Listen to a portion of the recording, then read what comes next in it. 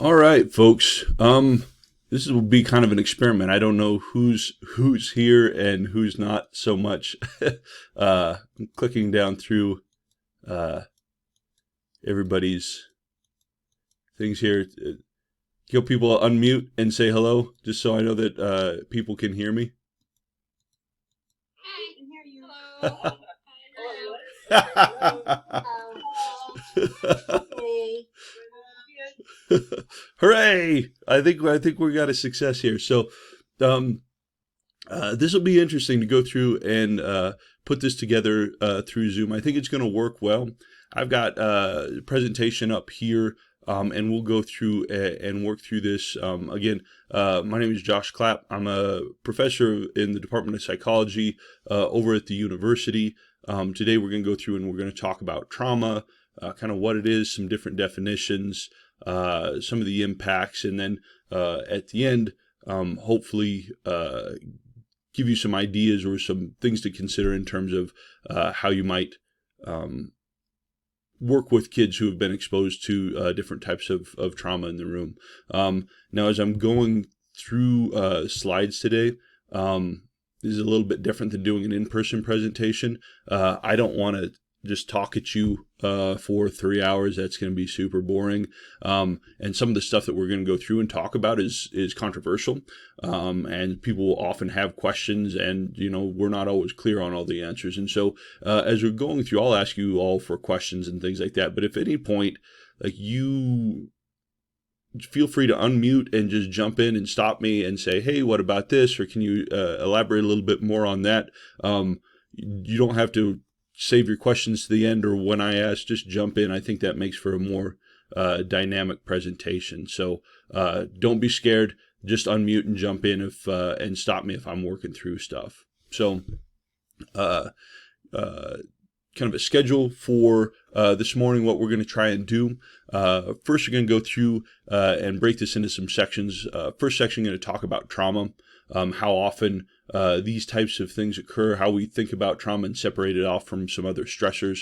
Then we're going to go through, take a break, because no one wants to stare at a screen forever and ever unless you're, I don't know. I think kids sometimes like to stare at screens forever and ever, but you all don't want to watch me forever and ever. So we'll take a break. Then we'll go through and come back, talk about trauma-related psychopathology, kind of what that looks like and potential impacts on kids that you may work with. Then take another break, and then finally talking about what we might do in schools to go through and mitigate some of the outcomes, try and increase the likelihood of kids being successful if they have been exposed to trauma or chronic stress in the home. Okay? Now, we're going through, we've got a recording of this, so this will be available, but also up here is my email address. I'll have it at the end of the presentation as well. If we're going through and you feel like these slides would be helpful, something that you would want to go through and have for your own resource, just email me right up here. And I'll go through and send those slides your way so that you go through and have those. So you don't feel like you have to be writing everything down, or later on jump in and watch through sort of the whole thing to get whatever piece of information you want. So cool. All right. So before we start, just want to tell you a little bit about me, some of my background. I'm actually from the state, graduated from Wind River High School in Pavilion. Anybody Fremont County folks in the audience? I am. Yes. Wind River for a while. Oh, nice. Okay, so we got one other Wind River person. There's 6 of us in the universe. But so excellent. So graduated from Wind River, and then went to Casper College. Got my associates in Casper College. Spent a super sophomore year in Casper before transitioning down to the University of Wyoming. So spent my undergrad here, finished up, and then decided that I was done with Wyoming. I wanted to go through, see the world, and so went and ended up getting into a doctoral program at University at Buffalo. And when we were up in Buffalo, the project we were working on there, primarily working with survivors of motor vehicle trauma. So people from the community who had gone through, been in really bad accidents, and were coming in and experiencing some difficulties there. So it was about 4 years in Buffalo. And then had an advisor take a position at the University of Memphis, so I followed her down there to finish up my dissertation, collect my dissertation data. And while we were down in Memphis, working with a little bit different trauma population, working with survivors of intimate partner violence, so women who had been physically, sexually, emotionally abused within the context of a relationship. So I was in Memphis for 3 years, and then because I'm a clinical psychologist, we have required to do a year of internship, like at a VA or a hospital, something along those lines. And so I ended up at the Medical University of South Carolina in Charleston, and at MUSC, working with a couple of different groups, working primarily with veterans in the VA, and then also at the Crime Victimization Center at MUSC, working with children and adults exposed to criminal violence. So children, adolescents who had abuse histories requiring to come in for treatment. So getting my feet wet in that population there. So finished up, went on the job market, and I have family in Fremont County, and they wanted to know, oh, are you ever going to come back to Wyoming?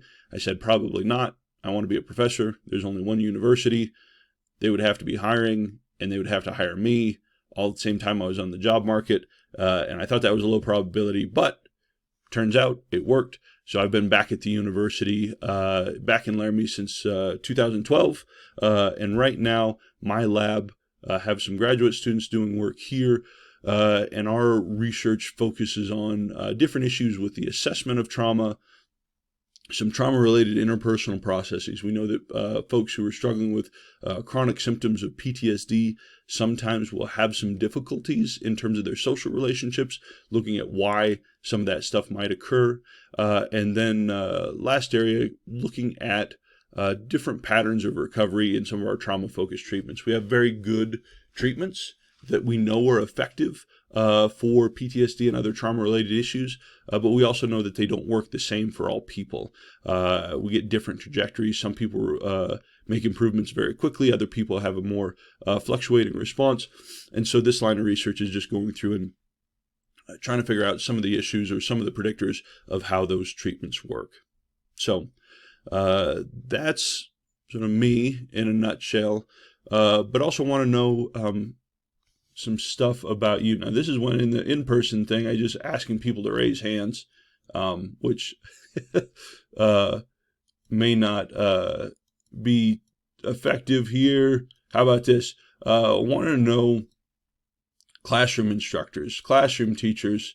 Can I get a shout out if you're a classroom teacher? We'll do it by volume and frequency.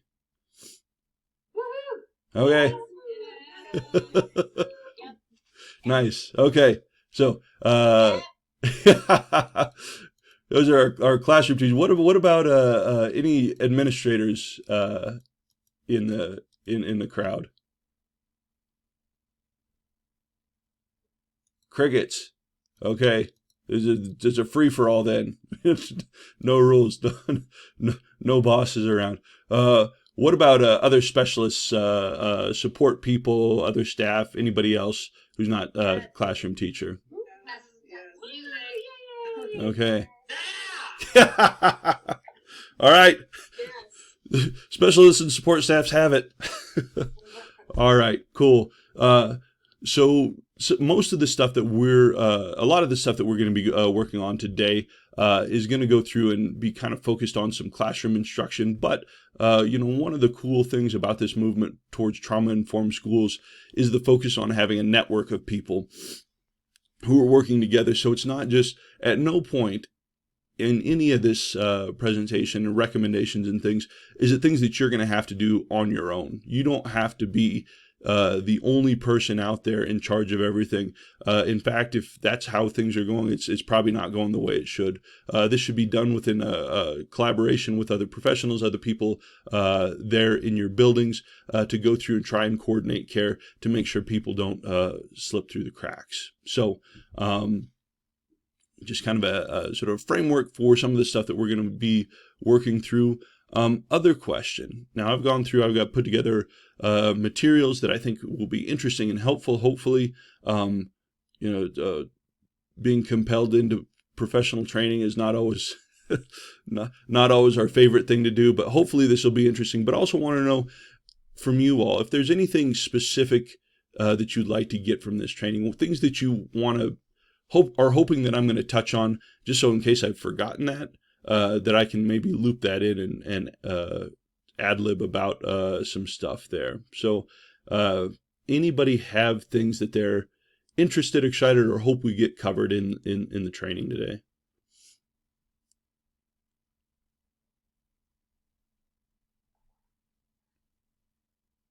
Okay. Well, hopefully we'll go through and cover all the bases, things that start to become relevant to you and your positions in the school. But as we go through and we have breaks and you all sort of, well, you're all individually, no one's hanging out all together. Or maybe you are, I don't know. But when we come back from these breaks, if there are things that you have questions or say, hey, what about this or what about this, or I've had experiences with this, please go through, bring those up. It just makes for a more compelling presentation and training than if it's just me telling you about research and things like that. So, all right. So what I want to start by doing is start talking about and sort of get it clear on trauma and what we mean by trauma. Trauma is one of these words that's pretty common, right? We use it a lot, like a lot of different psychology words. It gets incorporated in our day-to-day language. It's similar to depression, right? If you say, "Oh, wow, I had a rough day. I'm depressed," right? Or sort of this thing didn't happen. I'm so depressed about that. Probably you don't mean you're actually clinically depressed. Probably what you're meaning is that you just are feeling kind of down about stuff, right? But we just kind of use depression as a word to sort of describe some of my negative feelings. Same type of thing with trauma. We use trauma a whole lot, right? Like, oh, I went through and this happened and I was traumatized by this or that. Probably you don't mean trauma. You probably just mean that was a stressful situation. But even when we get into sort of clinical work and trying to sort of understand some of the research, people will use different trauma differently in different contexts. And so it starts to become important, I would argue, to be clear on what we're talking about in terms of different types of traumatic events. So as a clinician, as a trauma-focused researcher, our diagnostic and statistical manual, this is kind of the guidebook. So this is our manual that outlines different psychological conditions, signs and symptoms and things like that. It's not a perfect document. I don't love all aspects of it, but it is nice to have a coordinating document. That way, if I'm talking with a collaborator in Charleston or in Buffalo, anything like that, and I'm talking about PTSD or depression or trauma, knowing that we're all talking about the same thing.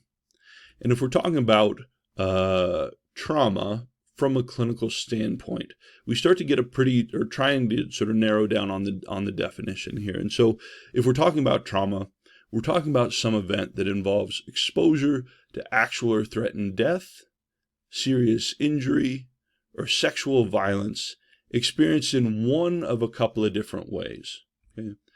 First way is directly experiencing the traumatic event. So if one of these things happen to me, if I'm out living my life and I directly experience someone threatens me with death or serious injury, or someone perpetrates sexual violence on me, that would be a direct experience situation. And so this is the thing we probably generally think about when we think about trauma.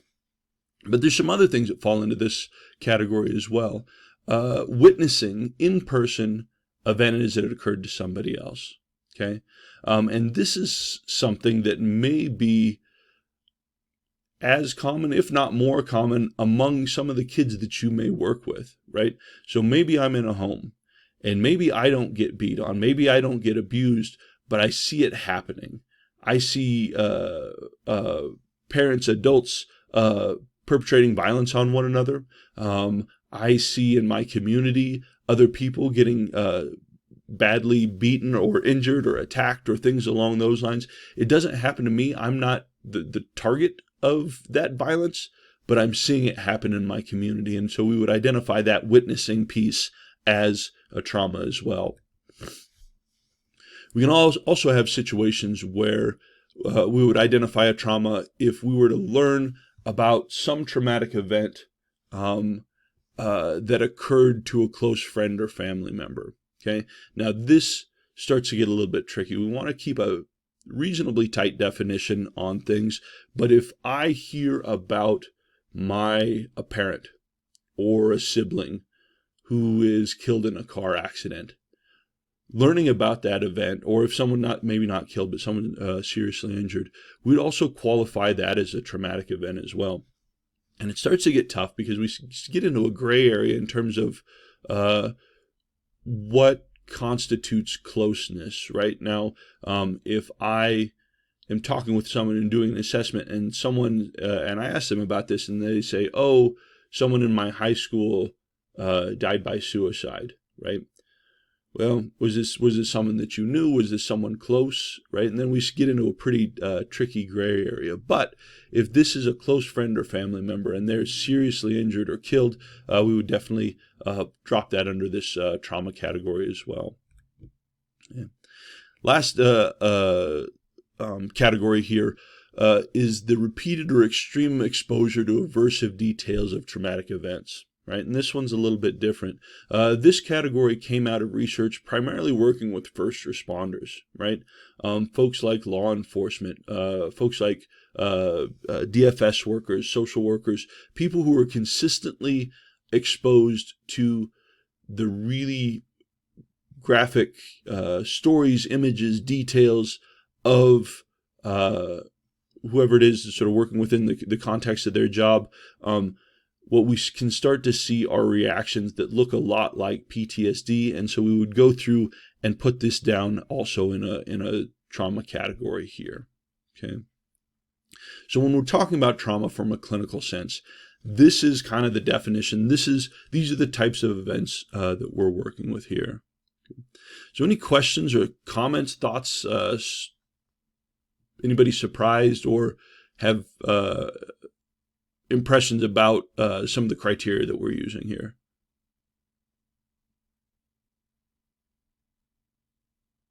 Okay, cool. So if we're thinking about these types of events, this isn't an inclusive list, but when we're thinking about trauma, these are the types of things that we're generally thinking about. We're talking about different types of physical and sexual assault and abuse. Talking about domestic violence, traumatic accidents. These can be car accidents. It's a lot of car accidents. Car accidents are the number one cause of PTSD in the United States, not because your risk of getting PTSD after a car accident is necessarily as high as some other types of trauma. It's just car accidents happen all the time. And so the sheer number makes this a big area in terms of research and clinical practice. We've got community violence and victimization, people who are exposed to really tough neighborhoods, things going on where there's a lot of violence and assault going on, prostitution, sex trafficking. This kind of falls under the same category or similar category as sexual assault, but there are some unique features of this population that we kind of treat this a little bit differently. Disaster, fire. We're lucky in Wyoming we don't get exposed to a lot of natural disasters. We'll have tornadoes come through every once in a while, but we're not getting constantly bombarded with hurricanes or earthquakes or things along those lines. But there are a lot of communities who are, and so this becomes a pretty big issue. And then obviously military violence, combat, political violence, and things along these lines. So this isn't an inclusive list. There's other things that will come up, but these are the types of things that we would often think about as trauma if we're talking from a clinical standpoint, kind of that big T trauma. But we've got other types of stressors. Okay, this is a more narrow, if we're thinking about chronic and serious stress, not all of it is trauma. We have other types of events that are chronic and incredibly toxic, but we kind of maybe put in a different category. And when we're talking about kids, a lot of times you'll see research looking at adverse childhood events. Okay, and probably a lot of you have heard about ACEs, and so the impact that that these things can have on kids' lives. And when we're looking at things in this category, it's going to be things that don't fit well under our clinical definition of trauma, but things that are still going to go through and have an impact on kids' life. So here we're talking about things like separation and divorce. Right? Now, if I'm working with a kid and that kid has had their family member, their mother and father divorce, that is incredibly stressful. I might not call it a trauma in terms of a sort of a clinical trauma, but it's still something that's going to be or can be incredibly impactful and incredibly stressful for that kid, particularly depending on how mom and dad are interacting with one another. So again, we would put this under this sort of other category of stressors that can be quite chronic in nature. Other things we see, family mental health difficulties. If I've got a family member who struggles with depression, anxiety, different things like that, incarcerations within the family, death of a family member, right? Again, one of the things we don't want to do is over-pathologize trauma, right? We don't want to say, oh, anything bad that would ever happen in your life would be a trauma, because then everybody experiences trauma and trauma stops being a useful term.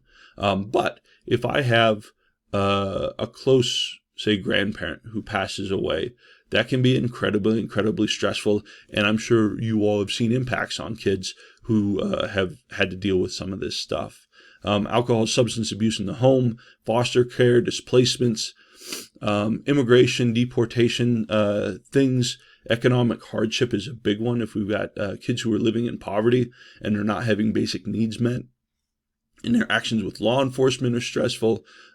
Emotional neglect, right?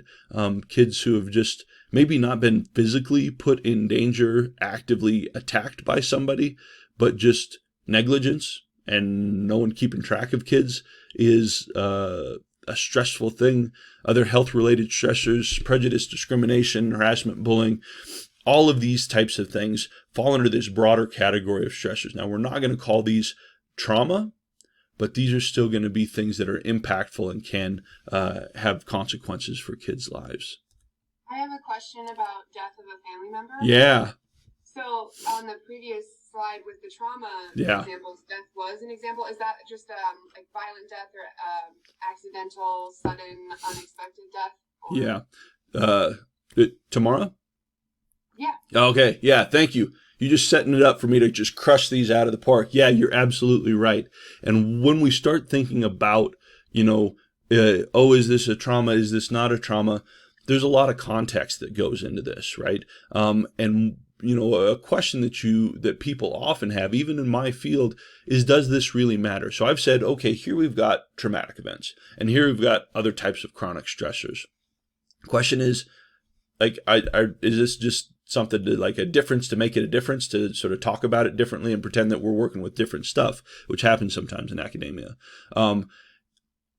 And many of the people that I've worked with would make the same argument that, it doesn't make sense to treat these as different. They're all part of this chronic stress that's toxic for people and can impact functioning. And there are good arguments for that. Now, I tend to come from a different camp and say, good arguments, but I think there are some reasons to sort of go through and tease some of this apart. I think one thing, I guess, it helps us make sense of research that seems pretty discrepant and some stuff that looks a little bit different. Someone who's brave in the audience, someone give me a guess for how likely, what's the prevalence of trauma exposure in the general population? If we're talking the U.S., what percentage of people over the course of their lifetimes are exposed to some type of big T trauma?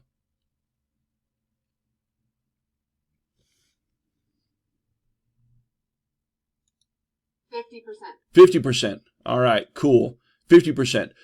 Who thinks, I just by sort of pop it in and by voice vote, who thinks 50% is too low? Okay. Higher. So we got some too lows. Who thinks 50% is too high? Okay. Okay. Who thinks it's about just right? Sounds right. Sounds good. Okay. So and just sort of working in and thinking about trauma, we start to get sort of different ideas about how often this occurs. And what we might find is we might run into different studies, and we might run into a study that says, prevalence of trauma exposure is 40%. And then we get another study that says prevalence of exposure is upwards of 90%, right? And it can be hard to differentiate and sort of understand how these two, if these are both good studies, how they can both be giving very, very different estimates of trauma exposure and how often this occurs. Well, a lot of times what happens is sort of digging into this research and trying to figure out, well, how are they defining? What are they qualifying as research? If I'm taking a very broad perspective on trauma and enrolling in a lot of those ACEs, then yeah, I'm going to get estimates that are upwards of 90%, right? But if I'm taking a tighter definition and sort of being a little bit more specific about what I'm qualifying as trauma, those estimates are going to be lower. And so it's just one example, but it happens all the time. And so we need to be careful with our definitions, because otherwise, if I see a study that says, 90% of people are exposed to trauma, it's pretty easy for me to dismiss that and say, well, they're just being overly sensitive and they're just calling everything trauma. And so this is garbage and everybody's making too big of a deal about this. I would say that's a wrong thing or the wrong message to send if we're trying to get people to take this seriously and realize the impacts and things along those lines. So helping us sort of understand and process information, I think, is one thing that makes it helpful to tease some of these things apart. Also, implications for treatment and intervention.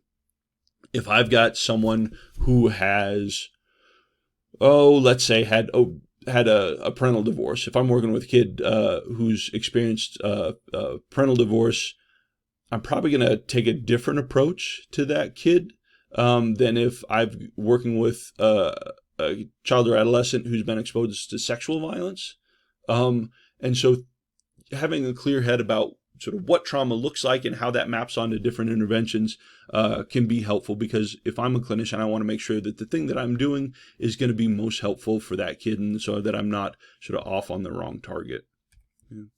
That said, in practice, and Tamara, this is where this is kind of getting into your question, huge overlap between these groups. They're not mutually exclusive. They're not independent of one another.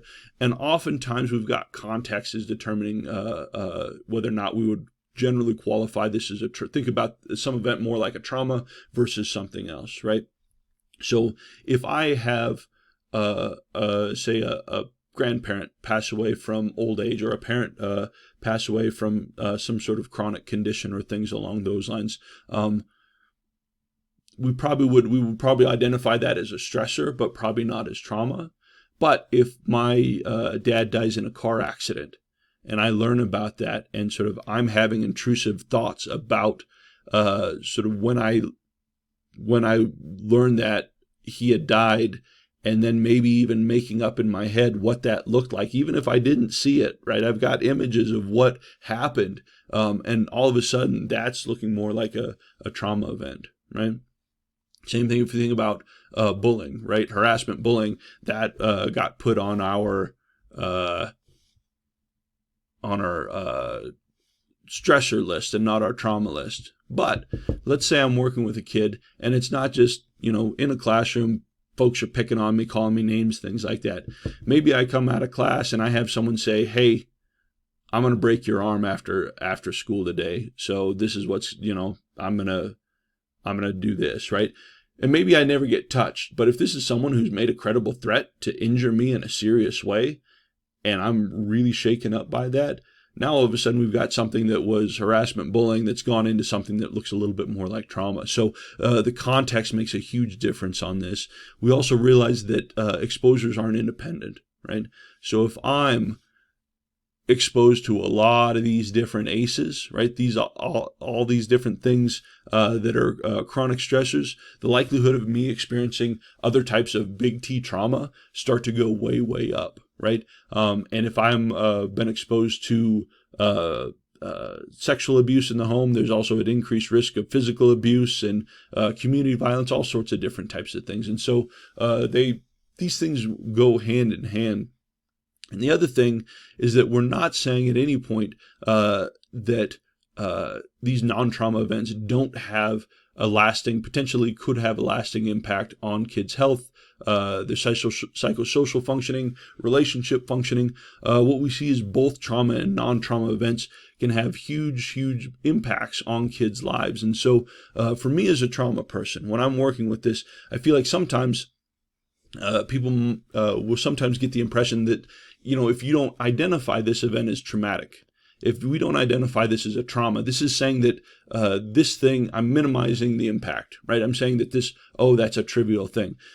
In no way am I saying that.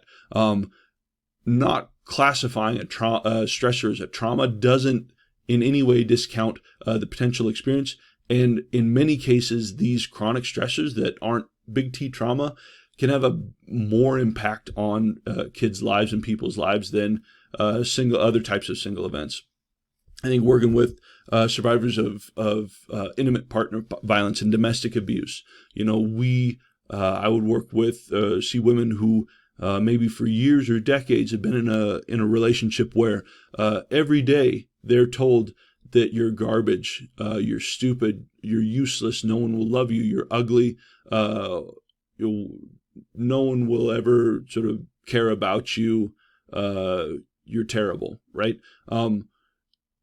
I would rather be in a traumatic car accident or maybe get assaulted at some point than have to deal with that day in and day out over the course of months, years, decades, right? That constant verbal, emotional abuse stressor is probably going to be more impactful and caustic on my psychological functioning than any type of individual trauma, right? And so, again, important to take into account both of these and understand how they interact.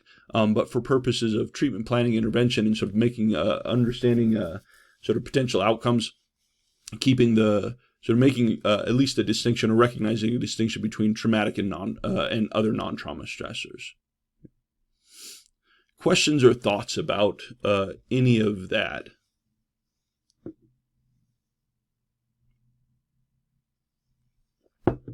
People feeling comfortable with that? Cool.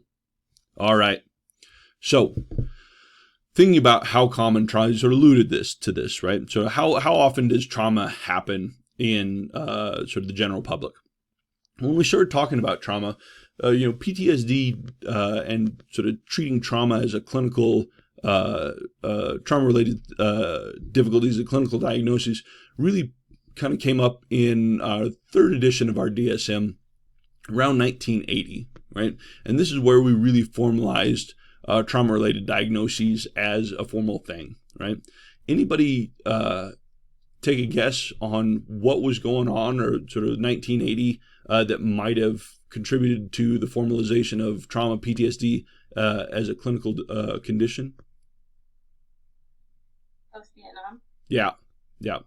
We got, war had been over for a while, but we've got Vietnam veterans who are coming back and who are not doing well. They've been back, they're out of theater, they're out of danger, but continuing to have substantial difficulties with adjustment, with symptoms, lots and lots of stuff, right? And so it's not like PTSD, like those Vietnam guys were the first folks to have difficulties and struggles. If we go way back into historical writings, we see evidence of what's very, very clearly post-traumatic stress going on in, 14th, 15th century, like it's way, way back, right?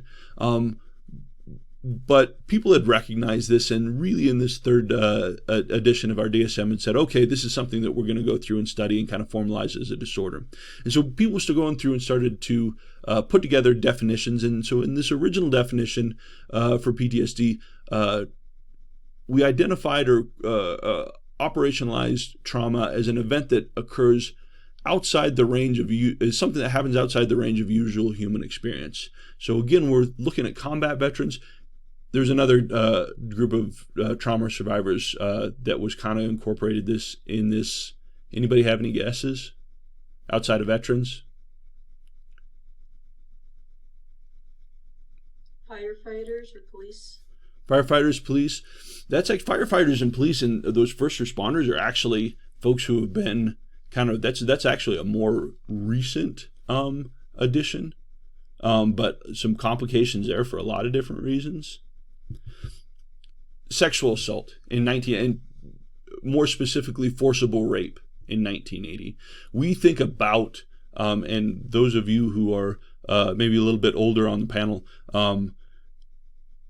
probably aware that like the way that we talk about sexual assault has changed a great deal over the course of the past several decades. But in 1980, when we talked about rape, really the only way you could get raped is people would say, oh, if you're walking through the park, a stranger jumps out of the bushes, right? Or someone breaks into your home and forcibly rapes you with the threat of physical violence.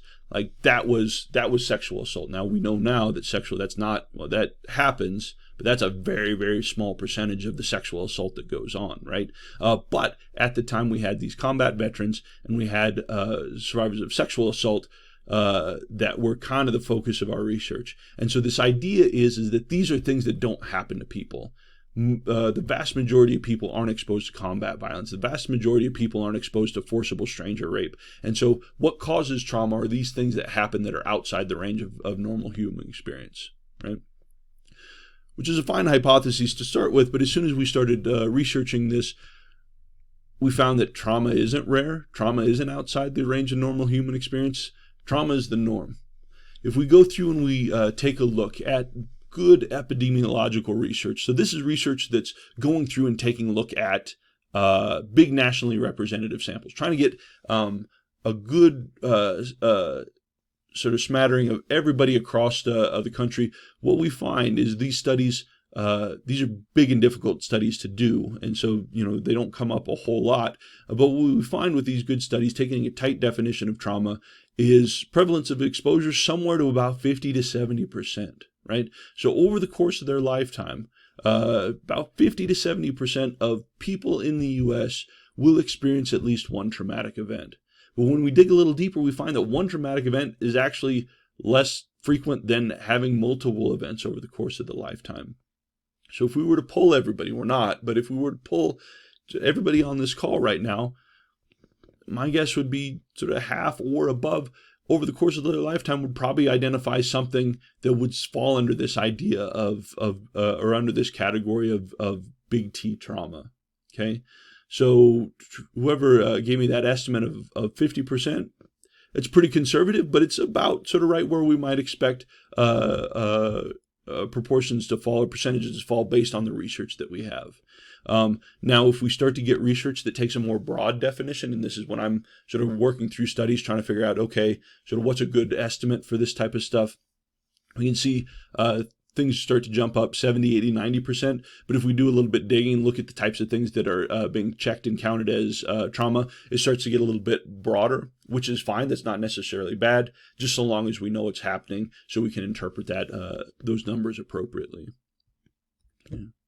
So what about kids? Maybe the thought is, well, as adults, we're here. We've just been around a lot longer to sort of run into stuff. I've just been sort of doing my thing for long enough, so I'm at greater risk just because of time, right? Maybe exposure in kids is less frequent, right? Well, unfortunately, kids are super vulnerable, right? And kids make for easy victims because I don't have agency as a child. I'm sort of in the home. I'm in the situations that I'm put in. My opportunity to go through and choose something different or move out or put myself in a place that's safe is not always there. And so what we see is a lot of these lifetime exposures are things that are going on in childhood and adolescence, early in development. Estimates, and again, this is looking at across the nation, estimates of sexual assault abuse, somewhere between 8 and 12%, physical assault abuse, 9 to 19%, natural disasters. Now, this is obviously going to differ depending on sort of what part of the country that you're living in, but this is a big issue for some communities within the states, and then community violence, right? We get these numbers, again, that are going to be more region specific. If I'm living in Albany County, community violence might not be that big of a deal, but if I'm living in Chicago or New York, Detroit, Miami, Memphis, LA, sort of bigger areas, right, then maybe some of this community violence starts to become increasingly more prevalent. Okay, so these are numbers that sort of just estimates for national across sort of kids in general. The thing to remember is if we start to get into specific groups, the risk for trauma starts to get much higher. For example, research looking at kids who are receiving foster care. This is a this is a high risk group, and sort of estimates exceeding 80% of kids involved in foster care have some trauma history in their background, which starts to make sense, right? Kids don't get pulled out of homes for no reason at all. And the things that start to contribute to removal from families are correlated with high rates of trauma exposure. And so when we're working with kids, and we're working with kids in your class, thinking about how do I sort of assess or gauge risk, or sort of what types of things am I attending to, there's certainly going to be some groups of kids who just based on sort of background experiences are going to be much higher risk for exposure than maybe some others. Now, that's not to discount kids who come from good families and come from stable homes. Bad stuff happens there too, right? But if we're just thinking about risk, knowing that we do have some groups of kids who are going to be at more likely exposure to some of these things. Okay. So maybe we think, well, okay, so that's national stuff, and some kids are living in bad communities, but here in Wyoming, we've got a small community, we've got a tight community, we're probably going to be good, right? Well, for some things, maybe. For others, not so much, right? So I went through and pulled some data to look at some Wyoming-specific prevalence of different types of trauma. And this is data from the State Youth Risk Behavior Survey. Now, this is 2015. You say, oh, this is older data. This type stuff kind of stays pretty stable. It doesn't change a whole lot. But if we look at the map here, we can see that Wyoming, our estimate, and so asking high school students, have you experienced physical dating violence? Not ever, just in the past 12 months. Wyoming, we got a dark purple circle up here. We're somewhere between 9 and 10% of students reporting physical dating violence. Asking students, ever, have you experienced forced sexual intercourse? We got a really dark purple square here, somewhere between 9 to close to 10% of high school students in the state of Wyoming reporting forced sexual intercourse over the course of their lifetime. And so this isn't harassment. This isn't people saying crude things. This is forced sexual intercourse, right? We go through, I pulled some data from CDC. If we look at suicide mortality, we're number one in the nation in Wyoming relative to, and we see that, it's clearly there's a strip in the Rocky Mountain West where we've got a problem with people dying by suicide, and we don't know exactly why that is. I've got a colleague who studies this specifically, but this is very, very bad in our community and in our state. Same thing if you look at firearm mortality. We're not number one in the nation, but we're number 3. We're behind Mississippi and Alabama of people in our communities and our state who die by firearm-related death. Right now, these are probably accidents. These are probably not the type of gun violence that we might see in other areas. But it doesn't mean that just because we're in Wyoming that it's not an issue. Now, if I die by if I experience a firearm mortality, I can't have PTSD. But these are kids in our community, kids whether it's friends and family members and things like that, where this does start to become an issue. And so, recognizing there are a lot of great things about living in Wyoming, particularly in the midst of a pandemic, I'm I'm very, very thankful I'm here as opposed to other places, but recognizing that we still have our own type of risk that comes up, and so the things that we need to be aware of, and can't discount that we've got a good community and this stuff doesn't happen here. Yeah. So want to think about, how do people disclose trauma? So how do we come to know that these types of things are going on? Now, a lot of stuff, at least some stuff, particularly in a small community like ours, is going to be public knowledge, right? If someone's in a bad car accident, we're going to hear about it. Or if some other types of things happen, it starts to become known within the community. Or if maybe some of your kids in a community, like, oh, the police showed up to so-and-so's place the other night and someone went to jail, right? You know or suspect that some of this stuff has gone on. But then probably many, maybe most of the types of abuse and the types of things that go on are not known by general people. We're known, the survivor knows, possible perpetrator knows, and then maybe someone who's sort of trying to cover for people. But these are things that are going on behind closed doors that we don't see or necessarily know about. And what we know is that it's not uncommon for survivors to delay disclosing and not say anything to anybody for even severe and persistent abuse for months, years, decades. May never ever disclose this. Okay. And this is a big thing. It comes up often in legal issues, like, oh, if this thing was going on for so long, why didn't this person say anything? How could this thing be going on for months and months and months if you really were being sexually abused by dad, like, or uncle, or mom's boyfriend or something like that? Like, how did if it was so bad, like, why didn't you say anything? Okay. What are the reasons that people, like, how do we understand this? Why don't people come forward and disclose or report the types of traumas that they experience?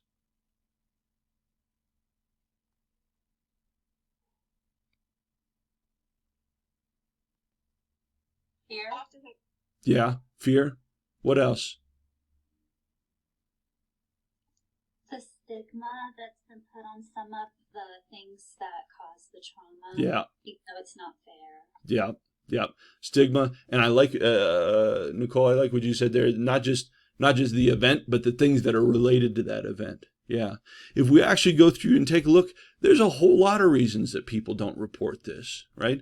We've got embarrassment, shame, fear of negative reactions and stigma. People are going to think I'm a bad person, or I come from a trashy family, or that that I was asking for it, right? Negative consequences for myself or people who I love. Well, if I report this, DFS is going to come through and break up my family. They're going to pull me out of their home. They're going to put me somewhere else, or it's going to have this impact. If I tell somebody, someone's going to come through and something bad's going to happen to my mom or my brother, my sister. And some of these things are explicit threats, explicit pressure not to disclose by the perpetrator, and also maybe family members, other people who were involved, right?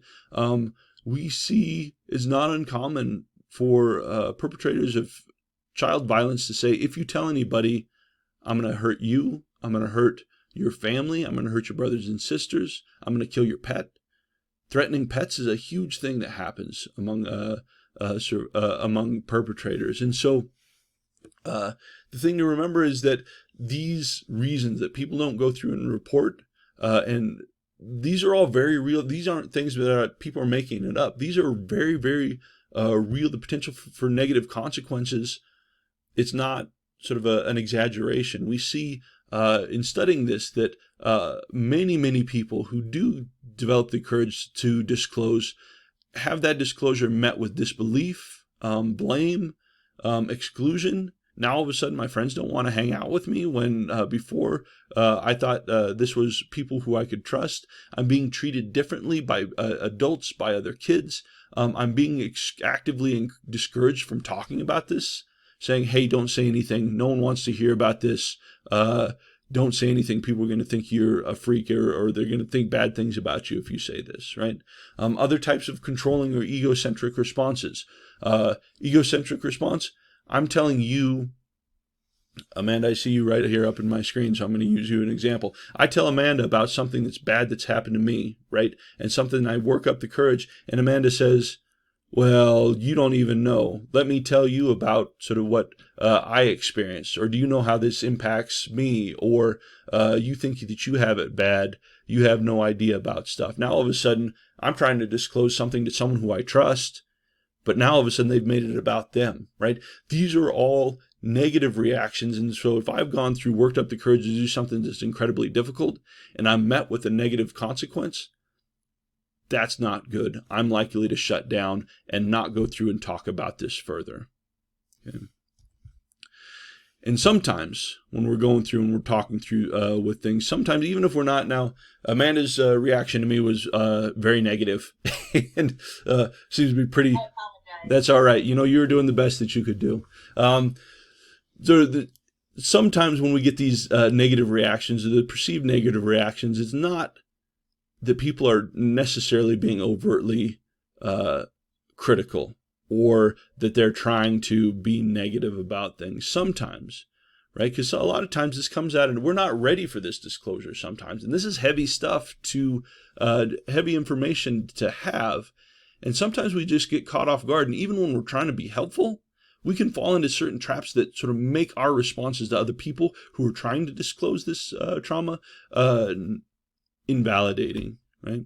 One of the things we see in these traps, trying to fix this situation, right? Sometimes when I'm trying to tell you something and I just need to get something off I just need you to listen. I just need to say my piece, right? And sometimes as the people on the other end of this, we feel the need to jump through and fix it, right? So I'm going through and so you're trying to tell me about your trauma or something that's gone on. And I immediately jump into problem-solving mode. And I'm saying, well, we need to do this. We need to do this. You need to talk to somebody about this. We're going to do this. It can be overwhelming for people. Well-intended, but something that can, sort of one of these traps that we can fall in. Also see minimizing. You'll be okay. It's not a big deal. Don't be upset, right? Don't be upset is a reflexive thing that we say to people who are upset, right? If someone comes into my office and they're sort of crying and they're telling me and they're sort of I don't want them to be sad. And so I might say, don't be upset. And it's reflexive, but what they're telling me, they're upset about a traumatic event, and it makes sense to be upset about traumatic events.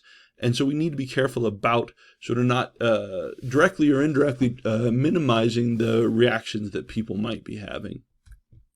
Trying to find silver linings. Well, at least you're okay now, right? Well, at least the police are looking into this. Well, at least this didn't happen. The reframe, we understand it, but in that moment, when someone's just first trying to disclose, can sometimes not be helpful. See, judgmental questions or tone. This is obviously not helpful. Doubt, disbelief. Are you sure for sexual assault? This is a big one, right? Forced stranger rape is not what most sexual assaults look like. Maybe I was on a date and maybe I had something to drink and maybe someone did something where I experienced a sexual assault and I'm trying to tell somebody about it. They're like, "Oh, are you sure that's what they meant?" Maybe they didn't mean to sexually assault you, right? I can't believe that someone would do that. Maybe you misinterpreted what was going on. Again, I'm not trying to, I can see saying that to try and help somebody, but it's not helpful in that moment oftentimes for people who are trying to work up the courage and need to have some support.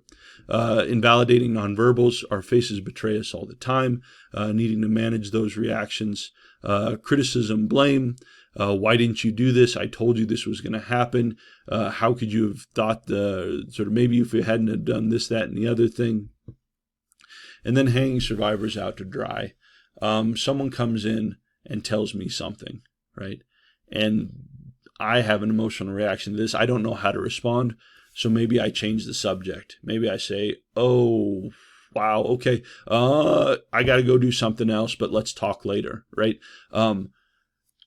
That's not, doesn't put me in a good place if I'm trying to go through and communicate things, right? I worked up the courage. And in my head, I'm thinking to myself, I can't tell people that because people aren't going to be able to handle this. They're going to reject me if I say this. And then I tried to go through and tell a trusted other, and now all of a sudden they just blew out of there, right? And this is easy. We can do this without meaning to, right? Thinking about you working in schools and classrooms, you've got so many things going on, 1,000 spinning plates you're trying to keep in the air all at the same time. And maybe a kid comes through and says, "Hey, I need to talk with you about something. I've got, mom, this guy my mom's seeing is doing stuff." And maybe you've got other things going on. And so maybe sort of thrown off guard, you say, "Okay, hey, you know what? Hold on to this. Let's talk to this. And I'll circle back to you at the end of class or at the end of the day," or something like that. you might have missed the moment for that kid to come out and sort of tell you and give you information on what's going on in there behind closed doors. Because again, sort of working towards exposure can be incredible, or working towards disclosure can be incredibly difficult. And if you say, wait, let's talk about this later, all of a sudden when you circle back later, because you meant to go back and talk with kids, but now all of a sudden barriers are up. You say, okay, hey, what's going on? Like, nothing, it's fine. It's not a big deal. I don't want to talk about it, and they're gone, right? And so we can sometimes miss opportunities to hear about important things that are going on in kids' lives if we're sort of not sort of ready for it and sort of register what's going on when this stuff comes up. Okay? So how do we respond, right? Again, disclosure is important. And you might ask, boy, why even disclose if there's a possibility that I'm going to get an invalidating response for somebody? Someone's not going to take it seriously, or somebody's going to take it the wrong way, and then I get a negative response, and that's going to shut things down and make it worse. It's going to confirm all the beliefs that I had about what's going to happen if I disclose this. Why even disclose in the first place, right? Well, one, processing these thoughts and feelings about trauma is a central component of our evidence-based treatments for trauma. If we're going to go through and get help, we need to talk about this event. We need to go through, we need to discuss the details. We need to feel open with trusted others about going through and talking about this. Now, no one expects you in the classroom to be doing trauma-informed treatment in the classroom with kids. Shouldn't do that. That would be unethical to do in the first place. But this initial disclosure is a first step and a long step in being able to open up and talk about this. And so having people come forward starts to become important in that processing of the trauma memory, whether it occurs naturally among friends and trusted others, or whether it occurs down the road within the context of some treatment stuff. Disclosures also give us the survivor opportunity to start to disconfirm some feared social emotional outcomes. So I'm going to pick on Amanda again. Amanda, I'm going to give you opportunity for redemption. This time I'm coming in and I'm going to disclose this thing that's happened to me. And I'm afraid, and I'm telling you that I'm afraid that if I say this to anybody, if I tell anybody about this, they're going to think that I'm a freak, that I'm a bad person. They're not going to want to hear me or hang out with me, and I'm going to get rejected. But if I tell Amanda about the abuse that I've experienced, and she says, hey, thank you for coming and you know what? This is a bad thing, but it's stuff that happens with kids. And you know what? You're not alone. We're going to go through and we're going to get you hooked up. We're going to take steps to get you some help, right? Now, all of a sudden, my belief that if I say this to anybody, if anybody ever knew what happened to me, they're going to reject me immediately. That starts to get disconfirmed because I've just had someone be positive in terms of this disclosure. And then finally, and sort of maybe from just a functional standpoint, if no one's talking about abuse and trauma that's going on, there's no way to go through and intervene. There's no way to get supports. There's no way to get law enforcement agencies. There's no way to go through and get the ball rolling on help if no one ever talks about it and no one ever notices it, right? And so for all these things, disclosure comes with a considerable amount of risk, but it's important. And we want to reinforce that and encourage that whenever possible. And so one of the things that happens, right, so one of the questions I get a lot sort of working in this area is people say, well, what can I do? How do I go through and handle this? Or what do I say to this person who's disclosed information to me? Well, you don't go to clinical psychology school. There's not like a class that would say, oh, here are the magic tricks. Here are the silver bullets. These are the magic phrases that you say when someone discloses this stuff that's going to make it all better. There's no such thing, right? But what we can do is treat these disclosures the same way we would treat any type of important information we would get from other friends, family members, trusted others. We want to validate. We want to say, yeah, this is stressful, and what you've experienced is really, really hard. Empathize, say, yeah, these things that you're feeling, you're so strong. It makes sense that you're feeling this way. I really appreciate you coming forward and sort of being willing and open to sharing this with me. Normalizing, this is a big one. I use this all the time working with stuff. If I were to go to my doctor, I say, hey, Dr. So-and-so, I got sort of this symptom, that symptom, and when I do this is going on, I've got me kind of concerned, right? If they're like, yikes, oh, I've never heard of that. Are you sure? That's weird. I've never heard of that before. yeah, that's a strange thing. I don't feel good about that, right? What I want my doctor to say is, hey, okay, yeah, tell me more about that. This is something that happens. We're going to get you figured out, right? And so normalizing this and sort of letting folks know that they're not alone when they're disclosing this can be incredibly powerful. Being present and being willing and reinforcing willingness to communicate some of these difficult things. All of these things are going to be super important. Okay. The other thing we need to do, and we talked about this a little bit before, is managing some of these our reactions to disclosure. Now, an appropriate level of empathy. If someone comes through and tells you they're being physically or sexually abused, particularly if this is a kid that you have in your class and you care about, it makes sense that you're going to have an emotional reaction to that, right? But we need to be careful about what that reaction looks like. One of the things that we see in kids, we all do, but particularly kids, draw information from us as adults about how to make sense about things, right?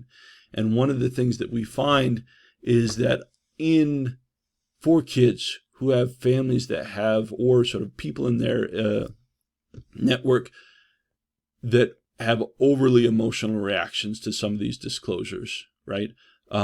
We actually find that that's not associated with good outcomes. If I'm a kid and I'm scared to say anything about this thing that's happened to me because I'm afraid that people are that it's, in my mind, this is a horrible, unmentionable thing. Like, I can't say or talk about this because if I do, it's going to be too much for people to handle. This is a terrible, dirty, shameful thing that's happened to me. And if I go through and I tell somebody and they come apart emotionally, and anytime this comes up, mom and dad have a meltdown and they just are unconsolable, that reinforces that, yes, this thing that happened to me is the worst thing that could ever happen to a person. I'm a bad person. I'm broken. I can't ever talk about this because people can't handle hearing information about the stuff that's happened to me. And so we see, again, thinking about that, doctors, if I'm in the doctor and the doctor's office, I say, hey, doc, I've got X, Y, and Z happening. And the doctor breaks down with tears and is unconsolable. That doesn't make me feel good. This is someone who I'm expecting to be professional and help me out. And if this is the response I'm getting from them, I'm all of a sudden very, very concerned about the implications for me, right? And so we need to think about and remember that having an emotional reaction that just means you're human. And if you don't have an emotional reaction, yikes, right? Because this is heavy stuff. But what we need to do is manage that when we're getting disclosures so that we're trying to be helpful and supportive to the greatest extent possible. All right, recap slide. So this is just going down through hitting some of the main points. What we're going to do now is we're going to go through and take a 10-minute break. We'll come back at, say, 9:15. But think about stuff, go through, and if you've got thoughts, questions, what we'll do when we come back is we'll go through and sort of work through some of that stuff. We're a little bit behind schedule, but I think we're going to be okay. What I'll also do is I'll go through and take a look at comments. I haven't been monitoring those, but I'll go through and take a look at those to see if there's stuff that comes up and address that when we come back from the break. So let's be back at 9:15 and we'll get started again. All right. Thanks, folks. All right, everyone. Again, it's tough to know who's here. Can I get a shout out if people are back in, ready to rock and roll?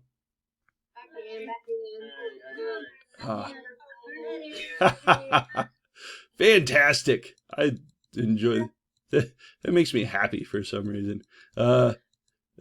Cool. So, excellent. Before we jump into, here we go. It's not letting. Come on, slides.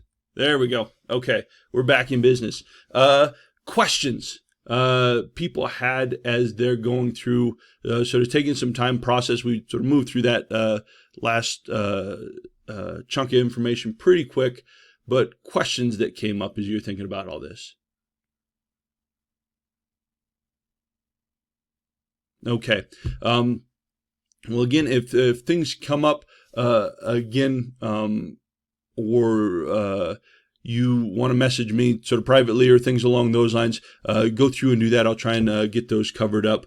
And there we'll. was a good question up above that said, any research coming out to support that violent video games are causing chronic stress reactions? That was from Wendy. Oh, okay.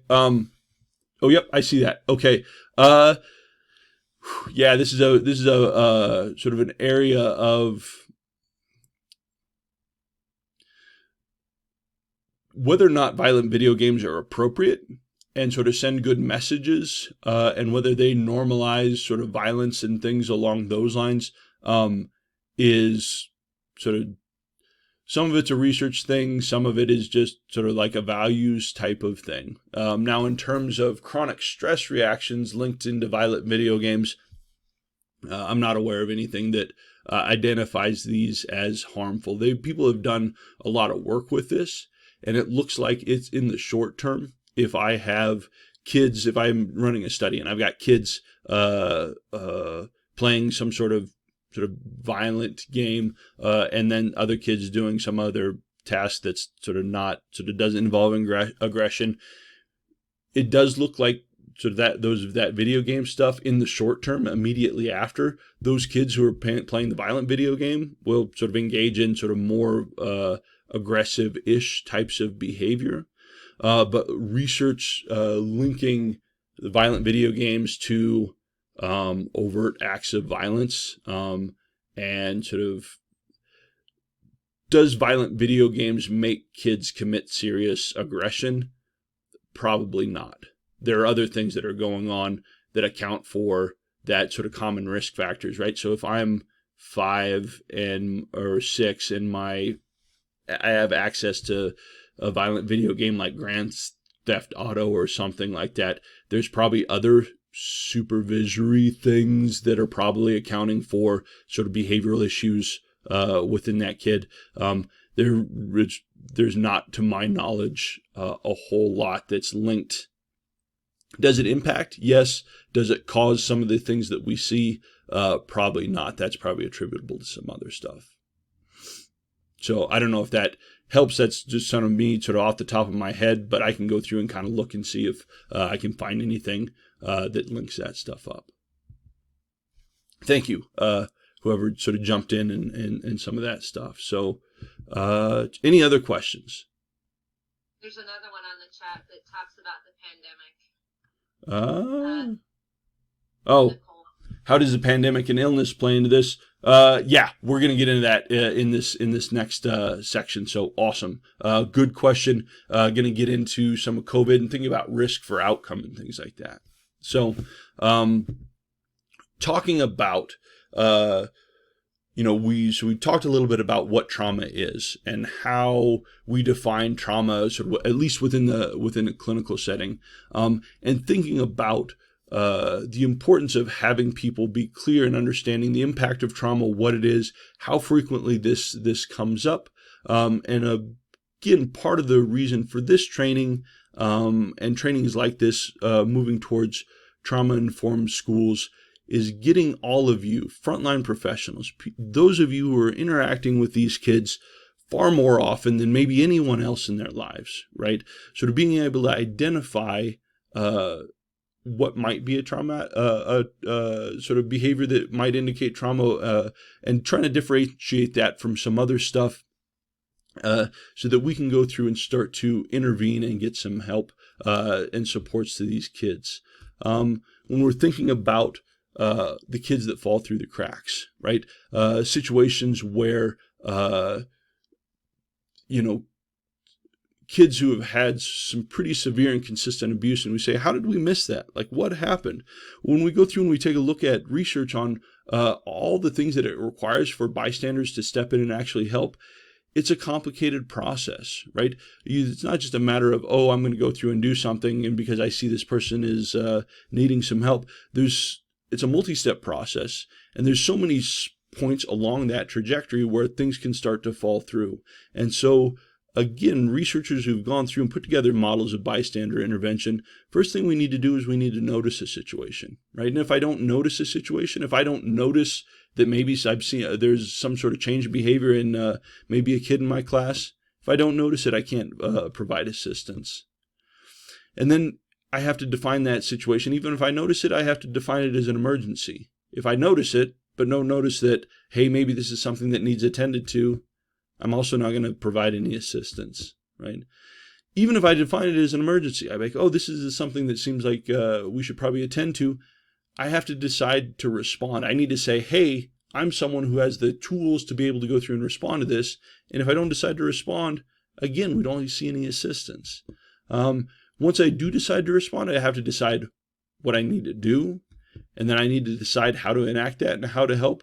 But when we're taking a look at this, and again, this is coming out of research where we see people who in hindsight were in clear need of help, and person after person after person walks by, and you think about who are these garbage people who just won't stop and help this person. But when we actually take a look at it, it takes a lot to go through and actually implement help and assistance. And there's so many ways that this can break down. And so sort of understanding sort of what trauma is, what this might look like, not over pathologizing trauma, but sort of understanding how to go through and help starts to become very important so that we don't have kids falling through the cracks. So talking about trauma is happening all the time. The good news, maybe the best slide in this whole presentation, is understanding that the most common response to trauma is resilience. Okay. Now, immediately after I experience a trauma, right, in the days and weeks after I have something terrible happen to me, the appropriate response to that is be upset, right? If I get in a terrible car accident, or I'm physically abused or beaten, or I'm involved in a natural disaster, or I experience a sexual assault, if I'm not upset by that, that would be a strange thing, right? And so almost universally, people are going to be upset in the immediate aftermath of a trauma, and that's okay. That doesn't mean anything's wrong. That just means you're a human. And what we see is the vast majority of people who go through and experience a traumatic event are going to bounce back. We're incredibly resilient as people. Kids are incredibly resilient. Again, if we go back through and take a look at those epidemiological estimates of trauma exposure happening sort of, and if we're giving a conservative estimate, somewhere to between 50 to 70%. Lifetime prevalence of PTSD, somewhere about 7 to 8%-ish. Okay. So this is saying that for the vast majority of us, even though these bad things happen, they're going to happen, stuff's going to come up, we have the ability to bounce back and be resilient. Okay. And so one of the things I think, again, sort of well-intended, so we have someone who might have had something bad happen, and we know as professionals in school or parents that, or family members, sort of people in this network, that this thing has happened. Sometimes our knee-jerk reaction is to rush in and say, oh, you need to get treatment. If you don't get treatment right now, we need to nip this in the bud. Actually, we've got research that suggests that that's not helpful. It might actually interfere with people's natural ability to go through and be resilient, right? And so understanding that we need to not ignore trauma, but also not going too far forward, right? And sort of being too overly sort of tenacious and back, oh, this person needs to be on meds, this kid needs to be in all these different programs, because if a kid is upset immediately after a trauma, that makes some sense. And so recognizing that people in general will experience this resilience reaction. Now, resilience isn't random, right? We know that there are things that contribute to resilience, things that have a reliable positive caregiver in the home. If I've got a kid who comes from a stable home with responsible family members, that's a very good thing, right? But maybe those kids, the kid I'm working with doesn't have that. We still see that support and care from a network of adults, that's all you in the school system. You can serve as part of that support network. So even if I don't have one, we can sort of band together and provide a positive support. I might not have responsible adults in my home, but I've got them in school, and school's where I spend most of my time. And so thinking about that as resilience. Professional support for the kid and family, positive peer support, positive social relations, effective coping skills, and problem-solving skills. These are all things that kids sort of differ in terms of baseline, maybe pre-trauma. But if I've got good problem-solving skills, I cope all right, I've got a good support network of friends, these are all things that contribute to resilience. The ability to identify and express emotion. This is where a lot of that social emotional learning curriculum starts to come in. I can't ask for help if I can't verbalize what's going on and tell somebody that I need some help, right? So that language piece is a big component of this. Self-esteem, self-confidence, having connections with pro-social institutions, so things like sports, extracurricular activities. These are all things that end up being associated with resilience. Internal locus of control, having some sense that I have choices and that I can impact my outcomes is very important. And then involvement with faith and belief systems is shown as a general resilience factor. And so when we've got kids and we're working with, we know that a trauma has happened, we can start to identify some of these things as resilience factors, and to the greatest extent we can, try and push in supports to make sure that these things are in place to try and give not just kids, but anybody who's experienced a trauma opportunities to experience that natural resilience reaction and have those symptoms start to come down. Okay. But we know that psychopathology is a concern, and we are going to have folks who experience trauma who go on to have some chronic difficulties and continue to struggle, right? And the other important thing to think about and sort of recognize is that the outcomes of trauma are varied and very wide, okay? So we tend to think about PTSD as a consequence of trauma, and that sort of makes some sense because it's a trauma-related thing. But recognizing that PTSD isn't the only outcome. We see anxiety, depression, risk for alcohol, substance use, suicide and self-harm, different types of interpersonal difficulties, relationship dysfunction, other types of risky behaviors, particularly in kids and adolescents, as a consequence of trauma exposure. And now these things aren't necessarily PTSD, fall under that umbrella. But again, one of the things I see a lot working with this area is, this person has experienced trauma, so they have PTSD. Well, they may be experiencing difficulties, but again, knowing exactly what those difficulties are and what they look like is going to help us sort of target treatment in a more specific way, as opposed to assuming that PTSD is the only outcome from trauma. Okay. But PTSD is a thing, and there are some characteristic features of PTSD that look different from some of these other things that sort of define PTSD as a disorder.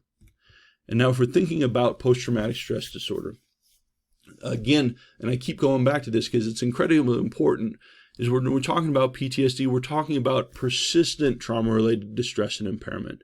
So again, right after something happens, right after a life-changing, threatening, dangerous, sort of unexpected event, almost everybody is going to experience some type of reaction. But if it's been months, sort of longer, and we're still sort of humming at that level as we were right after the event, that's starting to look like something that maybe looks more pathological and could go on to be chronic in the absence of some sort of intervention. Okay, and so symptoms of PTSD, things that we're looking at here, are going to be intrusions, right? So these are going to be intrusive memories, stuff that just comes, memories of the event that just come out of nowhere. We see it in nightmares and flashbacks. Flashbacks are pretty rare, but they happen. Acute emotional distress and physiological reactivity. We're going to talk about this relation between cues, reminders of the trauma, and then a subsequent emotional reaction, and then the avoidance of those things, one of the defining features of PTSD as a condition. So we've got these intrusive memories about the event, about the trauma, thoughts, images.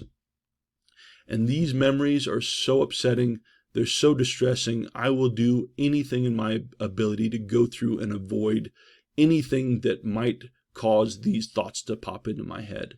And so we've got avoidance of people, places, activities. These are avoidance of things that might remind me of my trauma.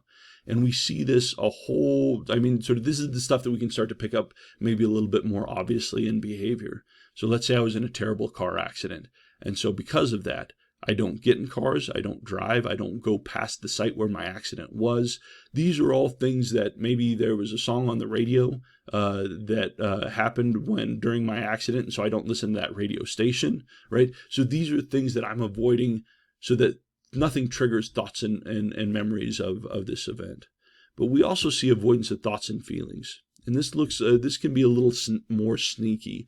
If we're looking at our intrusions, we have intrusive memories that come in out of nowhere, right? These are just things that pop into our head.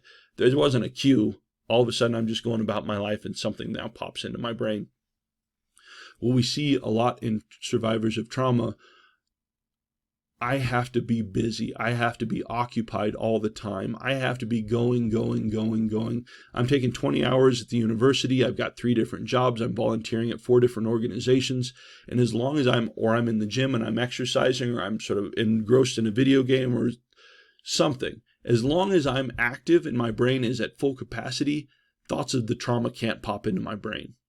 But as soon as I slow down, as soon as I let down my guard, boom, those memories are there. And so what we see is people sort of going over and over, sort of not being able to sit down and slow down. And so if you've got a kid in your classroom, that they're going, but as soon as you start to have them slow down, and all of a sudden there's an explosion, right? This could be some form of avoidance going on there that would be consistent with PTSD. We see changes in the way we think about the world, think about others. We see blame. We see persistent negative emotion, detachment from other people, flattened affect. We also see in PTSD changes in sort of arousal and reactivity systems. We see elevated aggression, increased risk behaviors, sometimes hypervigilance. This is a big one. I would say this is one of the defining features of PTSD. I'm constantly on guard and constantly looking for potential threats in my environment because I never know what's going to come around the corner at any time. Thinking about if I'm constantly vigilant of threat and constantly thinking about what's going to get me, it's hard to concentrate on things. It's hard to wind down and sleep. So these are the types of symptoms that we tend to see in people who are struggling from post-trauma reactions. Okay. Questions about this?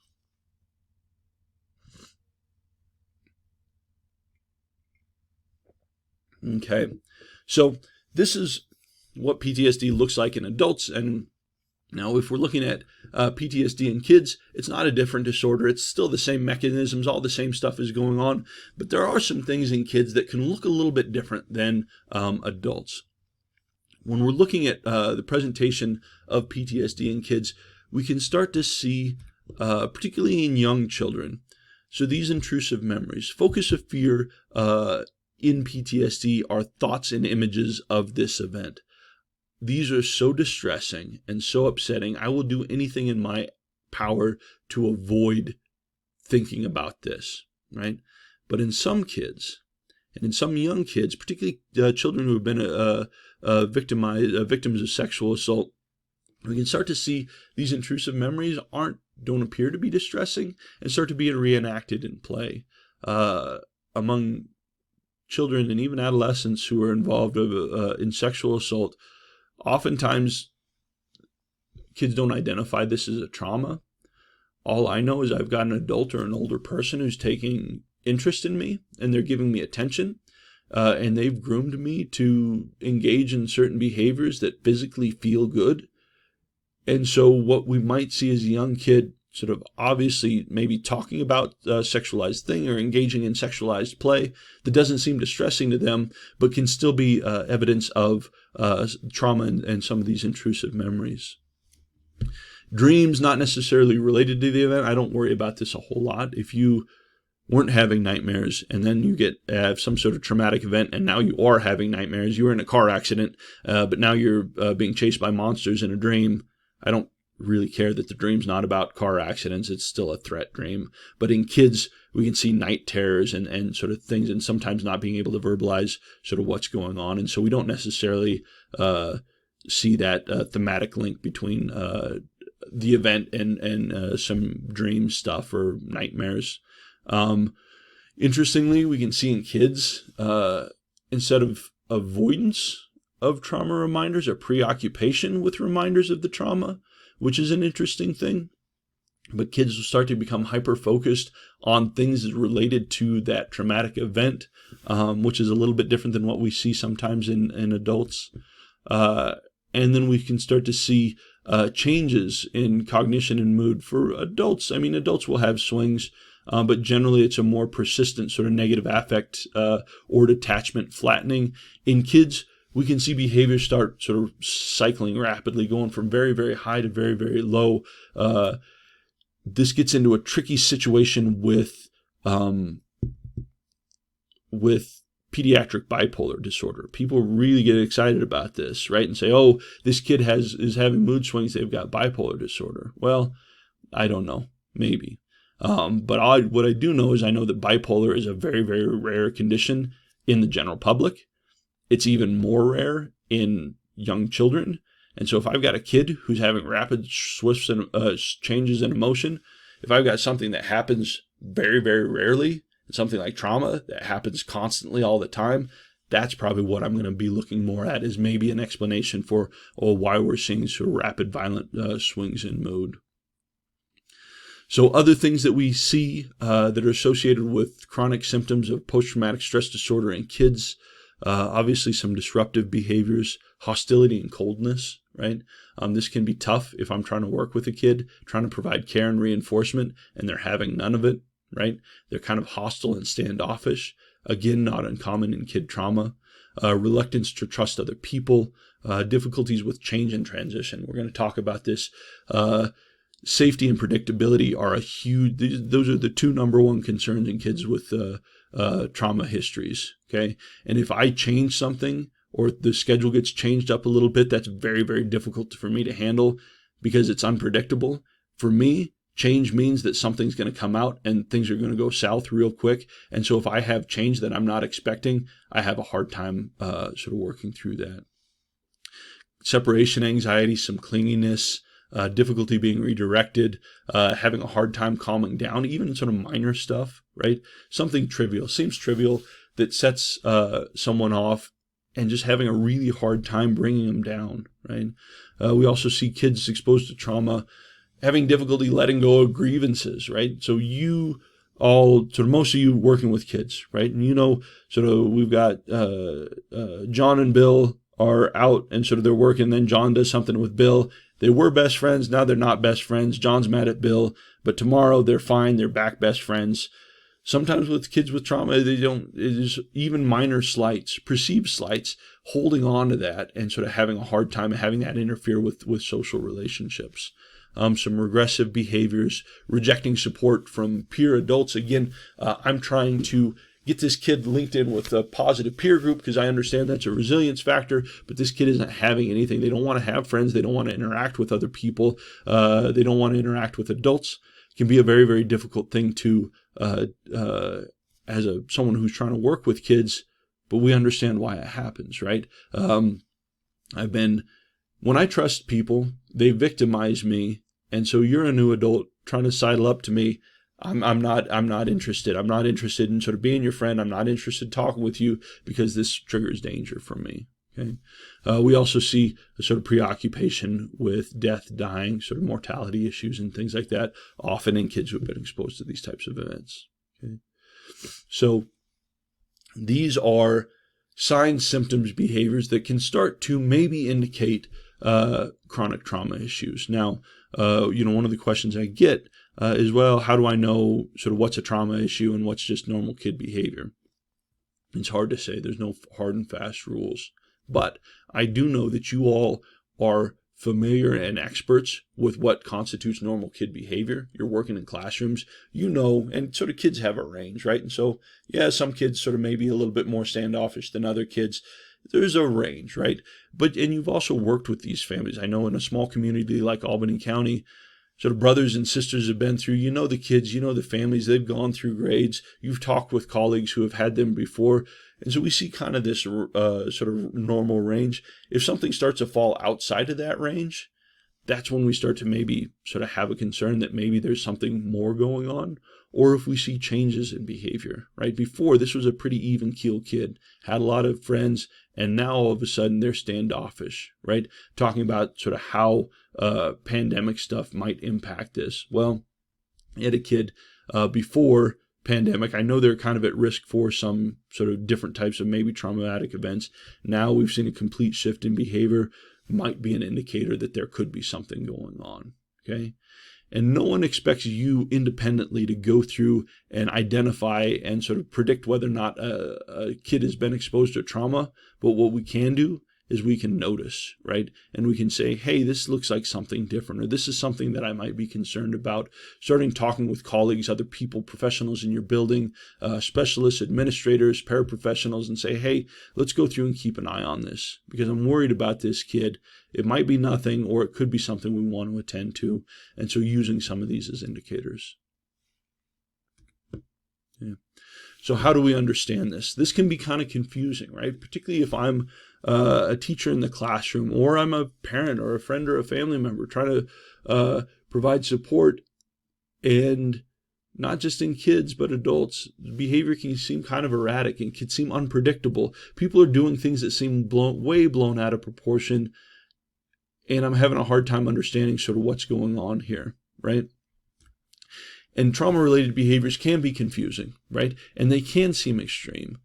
But if we think about viewing these behaviors and these reactions through the lens of someone who's in constant, persistent danger and life threat, all of a sudden this sort of stuff starts to make a lot more sense. If I was in a situation, right, and we think about this is an issue that comes into play when we're looking at veterans in combat theater and, I'm in a situation where I'm constantly at threat of being attacked or killed.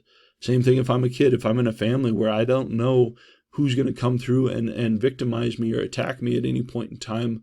What types of behaviors keep me alive? What types of things can I do to try and keep myself safe? What types of reactions will my body have to try and increase the likelihood I make it to the next day, right?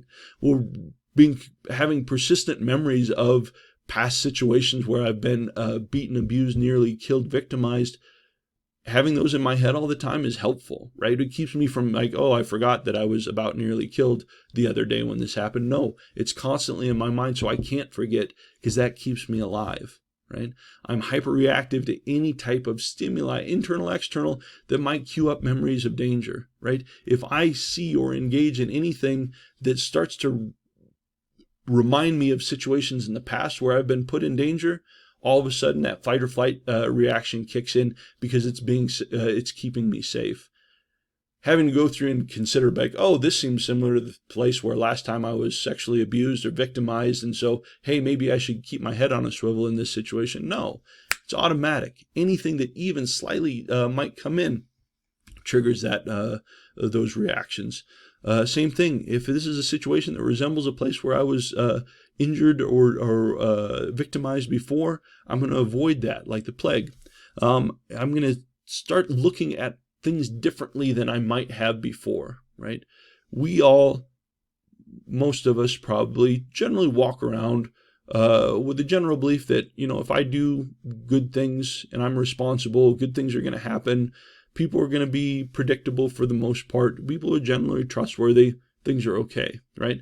But if I'm under constant threat, if I've been constantly abused or victimized by other people, now all of a sudden it becomes clear to me that I'm not always competent. Like I can't always keep myself out of danger. Other people aren't trustworthy. In fact, they're the opposite. The world's not a predictable place. Anything could come out of at any point in time and get me. And so all of a sudden I'm looking at the world in a very different way than we would see those people who aren't under a constant threat of injury or death. See detachment from people who could be sources of harm or exploitation. Your positive attention to me makes me very, very nervous because I want to know what's going on. In the past, when this has happened, people generally ignore me. And when people give me attention, it means that I'm probably going to get beaten or victimized. And so if my teacher starts to give me attention, that starts to trigger alarm bells in my head. So overt aggression, that's that fight or flight response, persistent vigilance for threat or danger, difficulty sleeping and unwinding. all these things that we see in kids and adults who are having chronic trauma reactions, all these behaviors make perfect sense if you're thinking about what things keep me alive if I'm under constant threat. Now, the issue is we're not under constant threat, right? Hopefully, even if, let's say we're working with a kid who has had a terrible abuse history, but we've got them in a place where they're now safe, okay? But we still might see these things happening. We can think about PTSD as if I've got PTSD, so I'm struggling with this situation where I've got one foot in the trauma and one foot in today, and I'm having a hard time making a differentiation between the two. These things that kept me alive when I was in combat theater, I'm safe now, I'm not in combat, but all these things are kind of ingrained in me, and it makes it hard for me to move out of this, even though these behaviors aren't adaptive to me right now. We talked about that resilience as the natural trajectory of trauma. And some people will talk about trauma as not something that develops, or PTSD is not something that develops. It's something that just doesn't go away. Remember, we talked about immediately after a traumatic event, almost everybody's going to experience symptoms, right? But for the vast majority of people, we're going to go down through and we're going to achieve that natural remission. For those individuals who develop chronic symptoms of PTSD, something happened in that trajectory where I got stuck. And I didn't keep that downward trajectory towards resilience. I got arrested somewhere in here. And those things that I was experiencing immediately after the trauma just didn't go away. And so I'm kind of stuck there. So thinking about PTSD not as a disorder of sort of something that developed, but a disorder of non-recovery, where I didn't achieve that natural resilience. And so when we're thinking about trauma, particularly for everybody, but in kids especially, if I'm a kid and I'm struggling with post-traumatic stress difficulties, danger, safety, and predictability, these are my main concerns. Number one on my list is, can I stay safe and can I predict what's coming at me at any point in time, right? So when we're looking at educational stuff, education is all hanging up here at the top of Maslow's hierarchy. Maslow's nice. It kind of gives us a nice visual representation. But education stuff, that's all things going on up here.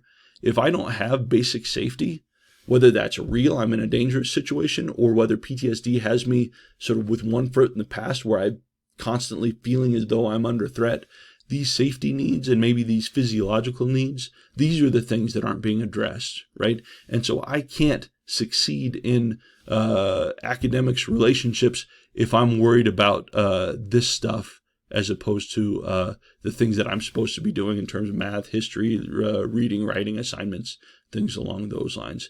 And so it's not reasonable to expect some of these kids to excel at things at that level if stuff down here isn't being met.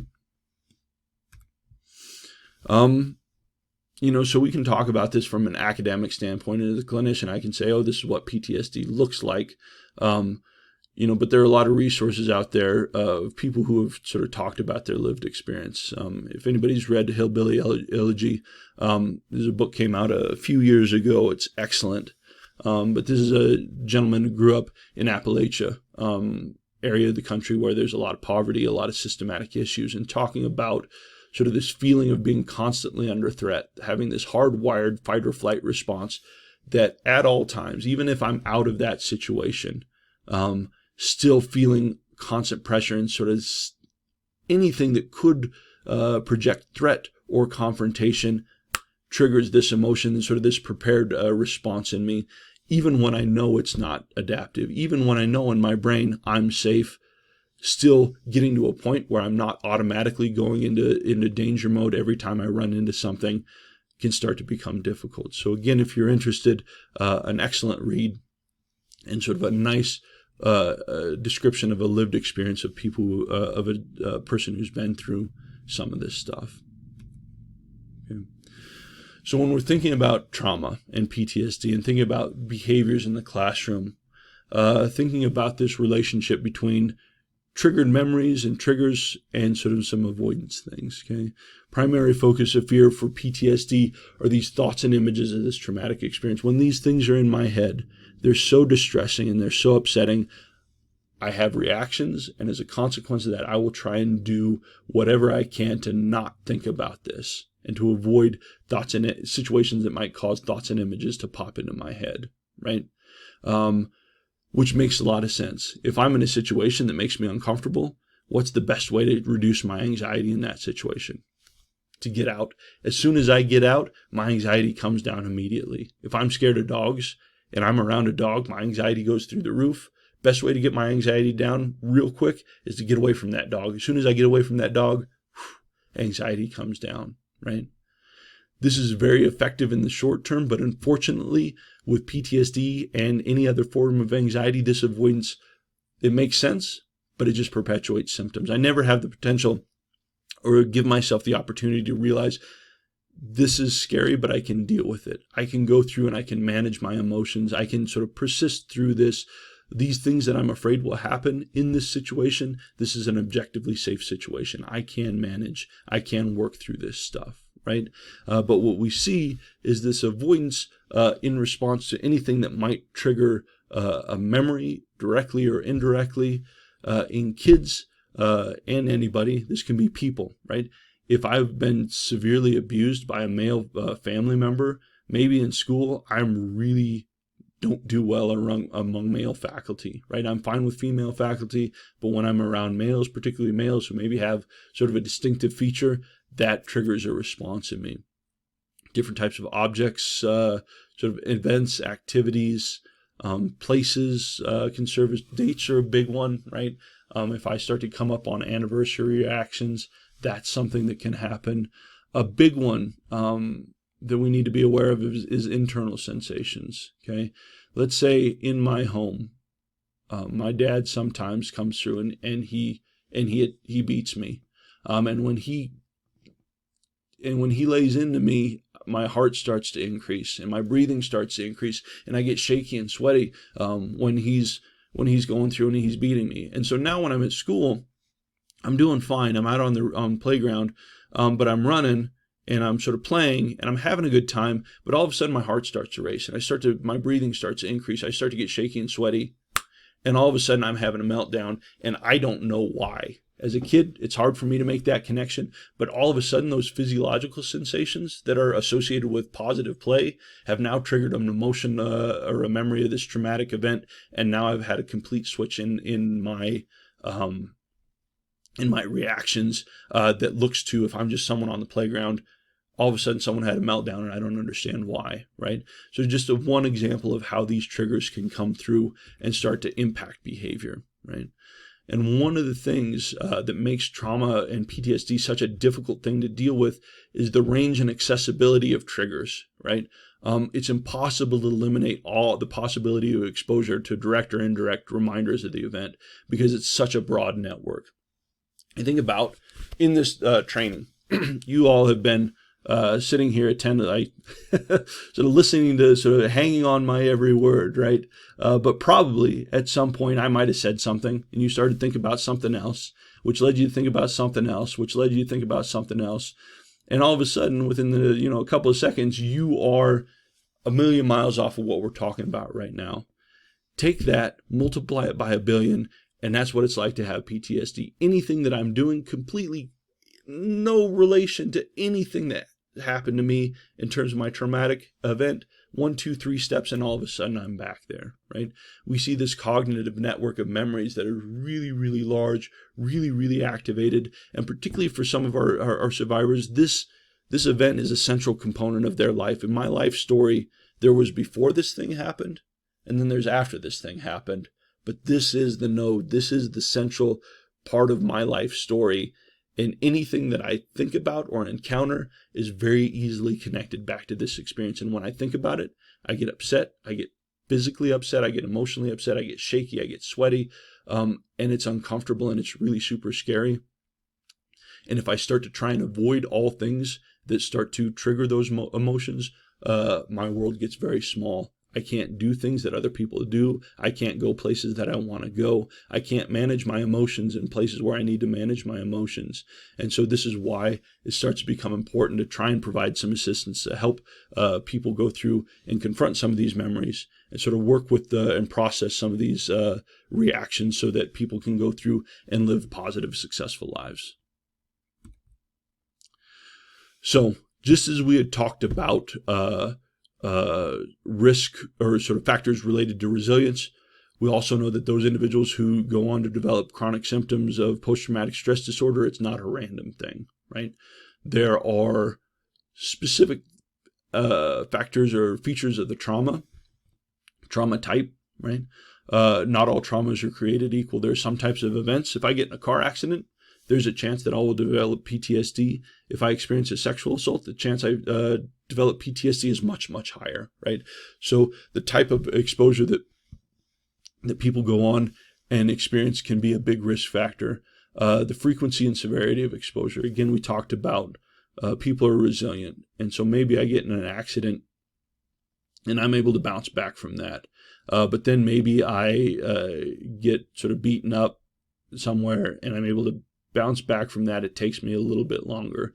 But the more we pile on, the more severe and sort of frequent this trauma is, the harder it is for me to go through and bounce back and experience sort of that natural recovery. Once, twice, 3 times, but all of a sudden it starts to overwhelm sort of my resources for resilience. Some temperament, existing mental health difficulties. If I'm a pretty even-keeled kid, low anxiety, and sort of have sort of, some of these other protective factors, and something difficult happens, maybe it's easier for me to bounce back. But if I already struggle with anxiety and depression, I've got a long-standing history of sort of low-grade anxiety. Now all of a sudden we dump a trauma on top of that, opportunities for chronic difficulties start to increase. Family mental health history, poor social support, family stress, economic instability, all those ACEs, right? And remember I said, hey, these are maybe not traumatic stressors, but they're still important.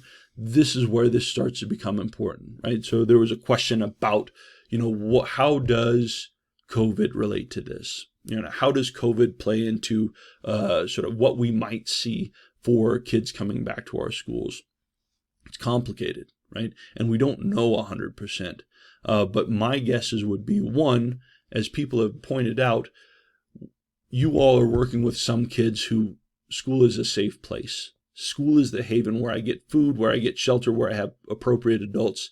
And that's been taken away from me. So now my risk of experiencing trauma is much, much, much higher, right? So we're going to have those kids. But we're also going to have kids who maybe aren't exposed to traumatic events directly, but there's a lot of other stuff. There's family stress. There's maybe mom and dad lost their job. Maybe there's other things going on in the environment. Dad's drinking a lot. He's not beating anybody up, but I just see him and he's using alcohol too much. And all of these other stressors start to impact and exacerbate the potential for prolonged psychopathology. And so it's not that COVID and not being able to leave my house causes PTSD specifically. But if I've got a trauma history and I've got other types of mental health difficulties and a trauma does happen, the likelihood of me achieving that resilience starts to go down because we've got all these other stressors going through sort of my sort of baseline level. Instead of being here, now all of a sudden I'm floating around up here, and it starts to become difficult for me to bounce back from some of this stuff. Right.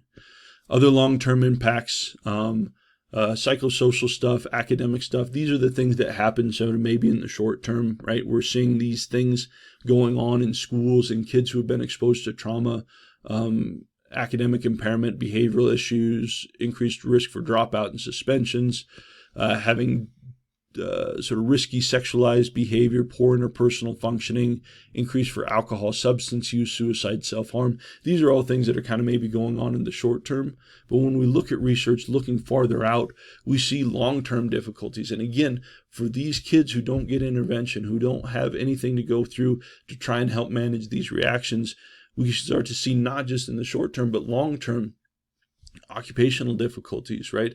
Sort of increased risk of disability, unemployment, underemployment, being in jobs that aren't stable. So I might have a job today, but I might not have it tomorrow. Sort of looking at long-term health outcomes as well, increased risk of smoking, diabetes, cardiovascular disease. And so important to remember that, and this isn't just trauma, this is all those other ACEs and those chronic stressors, that we have short-term reactions, and this is the stuff that we see immediately. But if we follow individuals who have had a history of this, as starting to see increased risk for other types of long-term difficulties, dysfunction, things along those lines. Yeah. Okay, so we worked through that again pretty quickly. Here's kind of main points, recap stuff. I'm see that people have thrown up some stuff in the chat group. What I can do is I can go through and take a look at that and read some of these things and maybe come back when we come back from break and sort of address any of those questions there. But before we go, does anybody have questions, comments, thoughts about trauma, what these reactions look like, and how we're understanding some of these things?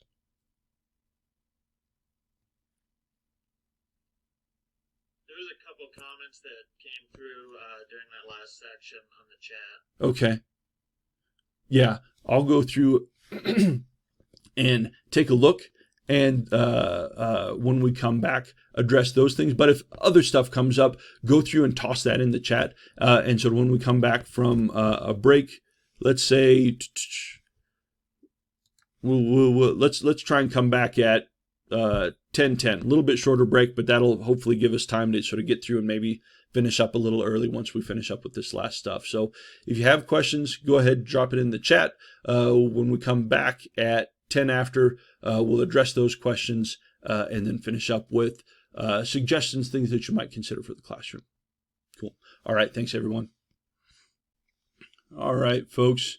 Can you get a shout out to hear if people are around? Okay. Cool. All right. I don't know. Again, I'm not sure why that's so fun, but it is. But okay. Cool. Went through, took a look at questions that people had posted. These are fantastic. Some of them I'm sort of maybe able to provide more information on than others. Nicole and we talked about this a little bit before we took our break, in how the pandemic and illness can play in this stuff. And we talked about, I'd said, as sort of underlying stressor that could exacerbate trauma stuff or put some kids at greater risk at trauma. The other thing I think is important to recognize is that even if we don't identify COVID proper as a clinical trauma and sort of the way we often think about this, it would be a mistake to underestimate the potential for just the idea of some sort of threat of disease to be really, really upsetting and anxiety provoking for kids. And again, trauma is not special. Trauma is not a winner, right? Like the trauma doesn't mean anything is sort of like, oh, this is sort of the worst or the best or whatever. What I could see is a lot of kids, particularly for the kids you all work with, who are a little bit more anxious, who are a little bit more on edge about things. There's this idea of a global pandemic that could come out and get me at any point in time, or take someone or make someone in my family sick, cause incredible amounts of anxiety. Maybe something that's not like PTSD types of things, but just general rumination and constant worry and preoccupation with pandemic related stuff. And so that's also something you might want to watch out for and be thinking about as a possible impact of just the general raised level of anxiety working through this stuff. Wendy asking if triggers and stress response might skew baseline body functioning. Yeah, within PD's research, sort of this is a big, kind of a sort of foundational thing, this idea that if I'm under chronic stress, just my baseline level of physiological activity may be raised. Now, it looks like we may have some evidence for that. It's pretty subtle. What it looks like, at least consistently within our literature, is heart rate. Looks like it's a pretty good indicator where just people who have PTSD and are experiencing chronic stress looks like in a lot of studies tend to have higher resting heart rates than other people, which would be, again, kind of consistent with my body being constantly on edge, ready to respond with a fight or flight response, just because my heart rate's already sort of picking up a little bit. Jackie had asked a question about long-term pervasiveness and trauma, how it can continue on even years after the event, and sort of people might be saying, oh, that happened a long time ago. People are just using this as an excuse. This is something we hear all the time. And could I say in a universe that no one ever in the world might ever use sort of something that happened in their past as, an excuse for or a reason for some behavior that other people might find sort of irresponsible and things like that? Yeah, I mean, that could happen, right? But in general, what we see is that the impact of and sort of the nature of chronic trauma or PTSD, this can go for years and years and years and years. When we look at trajectory of symptoms in individuals, we sort of see a decreasing thing. But if you're a year out and you're still experiencing high levels of trauma symptoms, you're a year away from this trauma, and we're a year out and you're still having symptoms, those symptoms probably aren't going to go anywhere. Absent treatment, those symptoms are probably just going to continue on. They're not going to go away on their own. If they were going to go away on their own, they would have happened before, right? And we see people dealing with this for years and decades afterwards and starting to build their lives around sort of this event. And the natural reaction for friends, loved ones, is to say, oh, you need to get over it. You need to move past it, right? You need to sort of get over it and sort of recognize that sort of that happened in the past and pull your act together, right? That's the Dr. Phil approach to psychology. I'm not a huge Dr. Phil fan, right? This idea of like, oh, you know what? If helping people out of depression, anxiety, alcohol, substance abuse was just saying, hey, knock it off, this isn't good for you, then like no one would need to train to be psychologists, because you'd be like, oh no, it never occurred to me not to be depressed. Cool. I'm just going to not do that anymore, right? If people were able to do that, they would have done it long before, having sort of persistent difficulties and impairment in functioning, right? And so understanding that, yep, I can see how people would get there, but recognizing the nature of psychopathology can be very, very long-standing.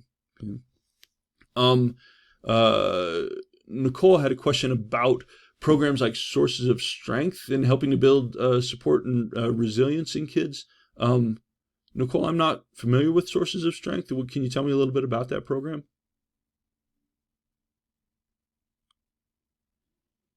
Yeah, it's a resilience-based program that uses peer leaders. It's a suicide prevention program, but it also works for they've seen it work for everything from tobacco cessation to anti-anxiety. And what it does is it takes some of the things that were on your chart, and tries to promote kids seeking those things out, like healthy activities and family involvement and stuff.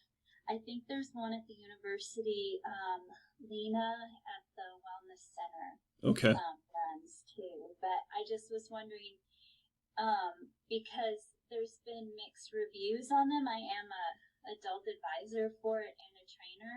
Okay. But just anecdotally from students, some students have been like, wow, this was so helpful. I'm so glad we did this. And other students have been like, that didn't offer what I had hoped it would. So I was wondering if you think it's effective to promote practicing the skills of resilience, I guess is what I was looking at. Research supports it, but anecdotally, I don't know. Okay. And so I guess it's kind of a two-part answer. One, without looking at the research and sort of looking at how they've gone through and tested that, I couldn't say specifically about that particular program, whether or not it's sort of strong evidence for it being effective in terms of having outcomes. But that said, anything that we can do that provides some sort of systematic opportunity for kids to engage in positive pro-social behaviors, to sort of engage with a network of people who are positive and supportive and things along those lines, it's not going to hurt, right? Same type of thing with in schools and UA.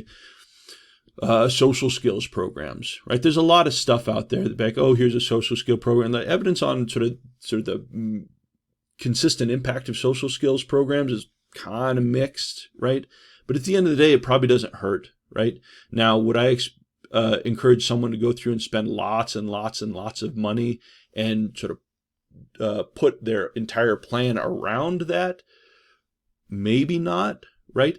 But if this is something that you just want to go through and incorporate and sort of encourage kids to do, it's not going to hurt. It's definitely good stuff. And so, trying to think about sort of where do we put all our eggs and time and resources and stuff like that. And if I can do this other stuff, yeah, I mean, those are just positive behaviors that are going to be good in general. Is it going to work for everybody? Probably not.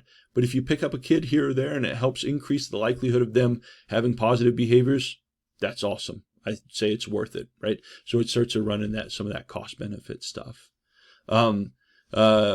Wendy had asked about clinginess, indicators of trauma. Yep, absolutely.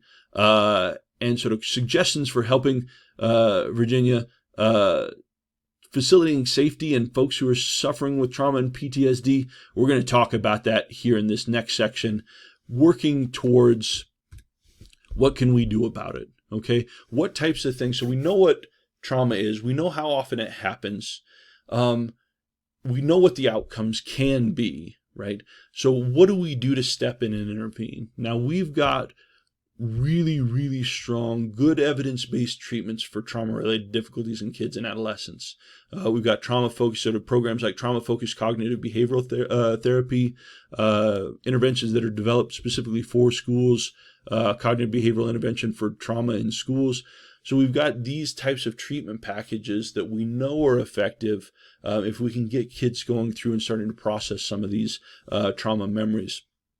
But these are packages that are best administered by people who are trained mental health professionals, who are familiar with sort of all the background and stuff, which is not most of us, right?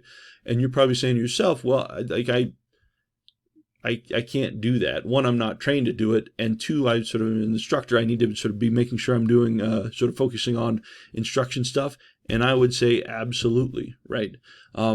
It would be problematic if someone were not trained and trying to implement some of this stuff in a classroom, right? But what we can do, even if we're not mental health professionals, is try and be open to being a support person, someone with students can come to and talk about aspects of their experience, impacts of their lives, things along these lines, right? We never want to shut down kids who are wanting to talk about their trauma and their experience. When we're looking at these interventions, right? Any of our empirically supported interventions at some point involve going through and talking about and processing these emotions, which is a tricky thing, right? Doing this type of work, you will get people are sometimes surprised because like, well, aren't you worried about re-traumatizing a kid? If they talk about it, it's going to re-traumatize them. Or if I ask them and talk about it, it's going to re-traumatize them. It's going to make them upset. Like, yep, it is going to make them upset. If it didn't make them upset, they probably wouldn't have had PTSD, right? We all have things that have gone on in our lives that we can think sort of bad experiences, trauma or otherwise, right? But when those thoughts pop into our head, we say, oh yeah, that was a bad thing. Yeah, that was a tough time in my life. But then I'm able to move on. It doesn't ruin me right now. I don't have to stop what I'm doing. It's a bad memory, but it's not something that controls me, right? For people with PTSD, completely different thing. This thing comes into my head and I can't continue what I'm doing. I have an emotional reaction that makes it impossible for me to continue with what I'm doing, or I have to push that emotion down, right? And so when we're working with people in a professional setting, this is a sort of a big component of it, right?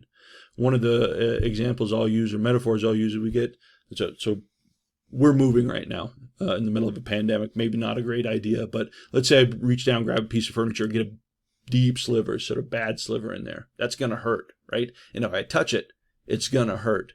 But if I don't touch it, if I just leave it alone, it's just going to sit there and get infected. And then it's infected. And I go and touch it and it hurts, so I don't touch it and I avoid it, right?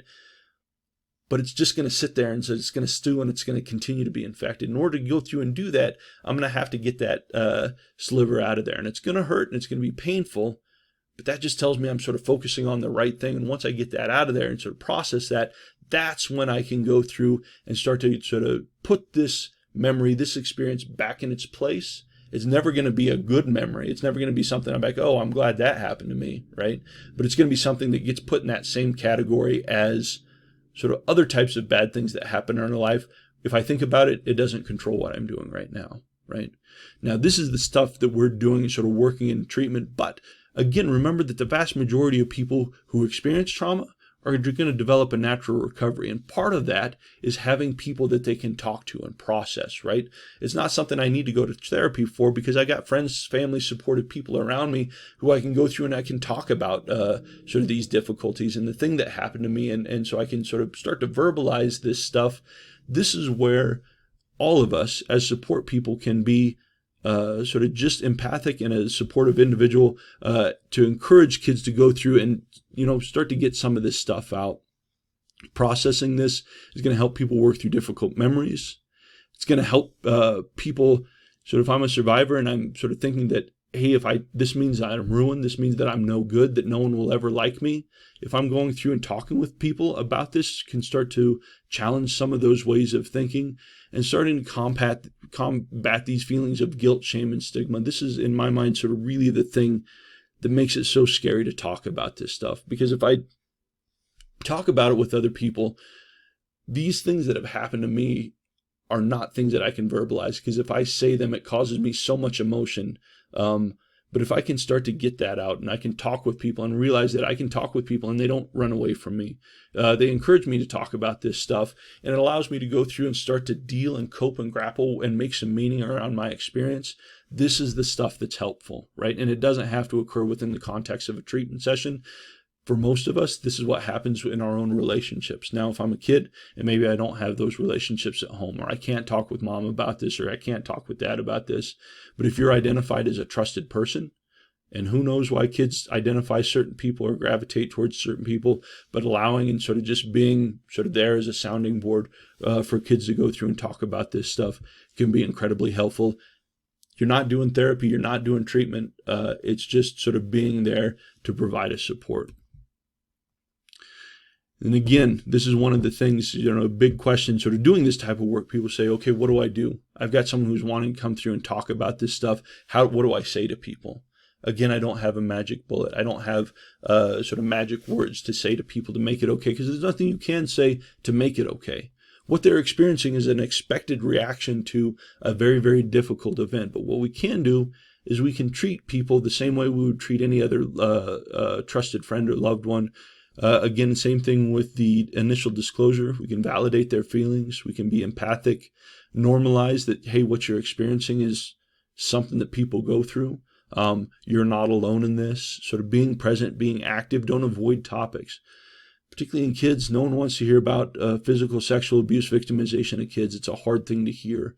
But if we start to avoid topics, change the conversation, and say, maybe you don't talk about that, don't talk about that, starts to reinforce all the things that keeps that infected, that this is something that people can't handle.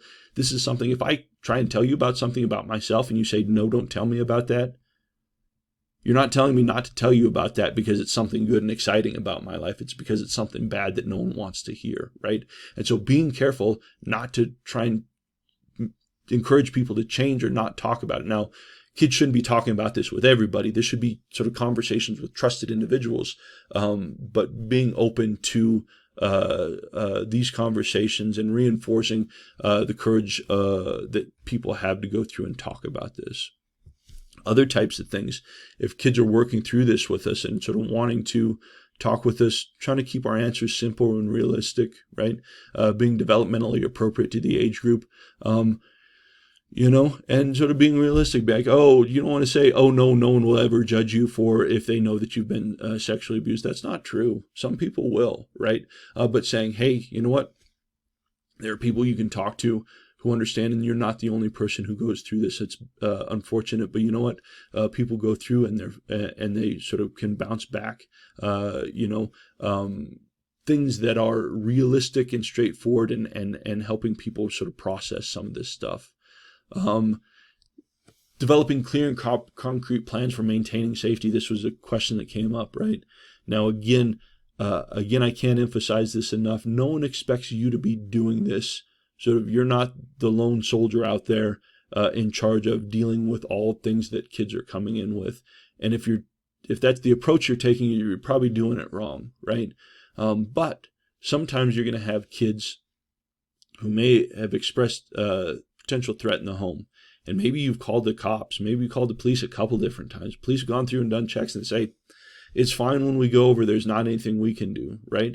That doesn't mean that we just have to throw up our hands and say, well, I guess police say it's fine. You sort of got to go it alone, right? We can start to, and this is stuff that we work with in regards to domestic abuse, right? Okay, so it sounds like we've sort of called sort of law enforcement, and it sounds like there's nothing they can do. But if this person comes to your house and you're feeling unsafe, what types of things can we do? Is there a place that you can go? Is there someone you can call, right? Helping kids sort of put together strategies to increase safety, and so that I have an objective plan. If this, then that. I know what's going on. Now, you as sort of a classroom instructor don't have to be the person who's 100% in charge of this, but working with specialists in your building, sort of administration to say, hey, I've got someone who doesn't feel safe.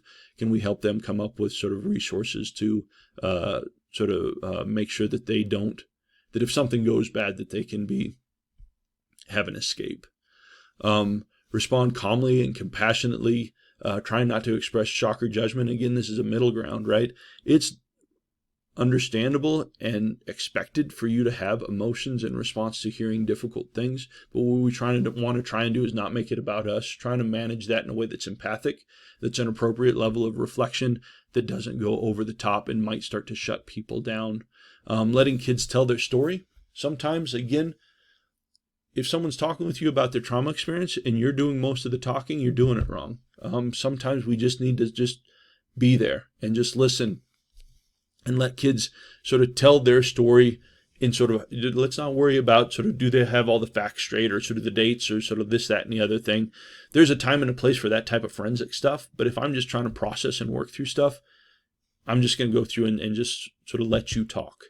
And last thing, sort of, and I just put an asterisk by this. This is stuff we need to be careful about, because this starts to get in the realm of things that we do as trained mental health professionals. We don't want to invalidate someone's sort of perceptions of their experience. But if I'm hearing from a kid that says, I can't talk with this about anybody because if I were to tell people about this, they would think I was dirty, that I was damaged. They would not want to be around me.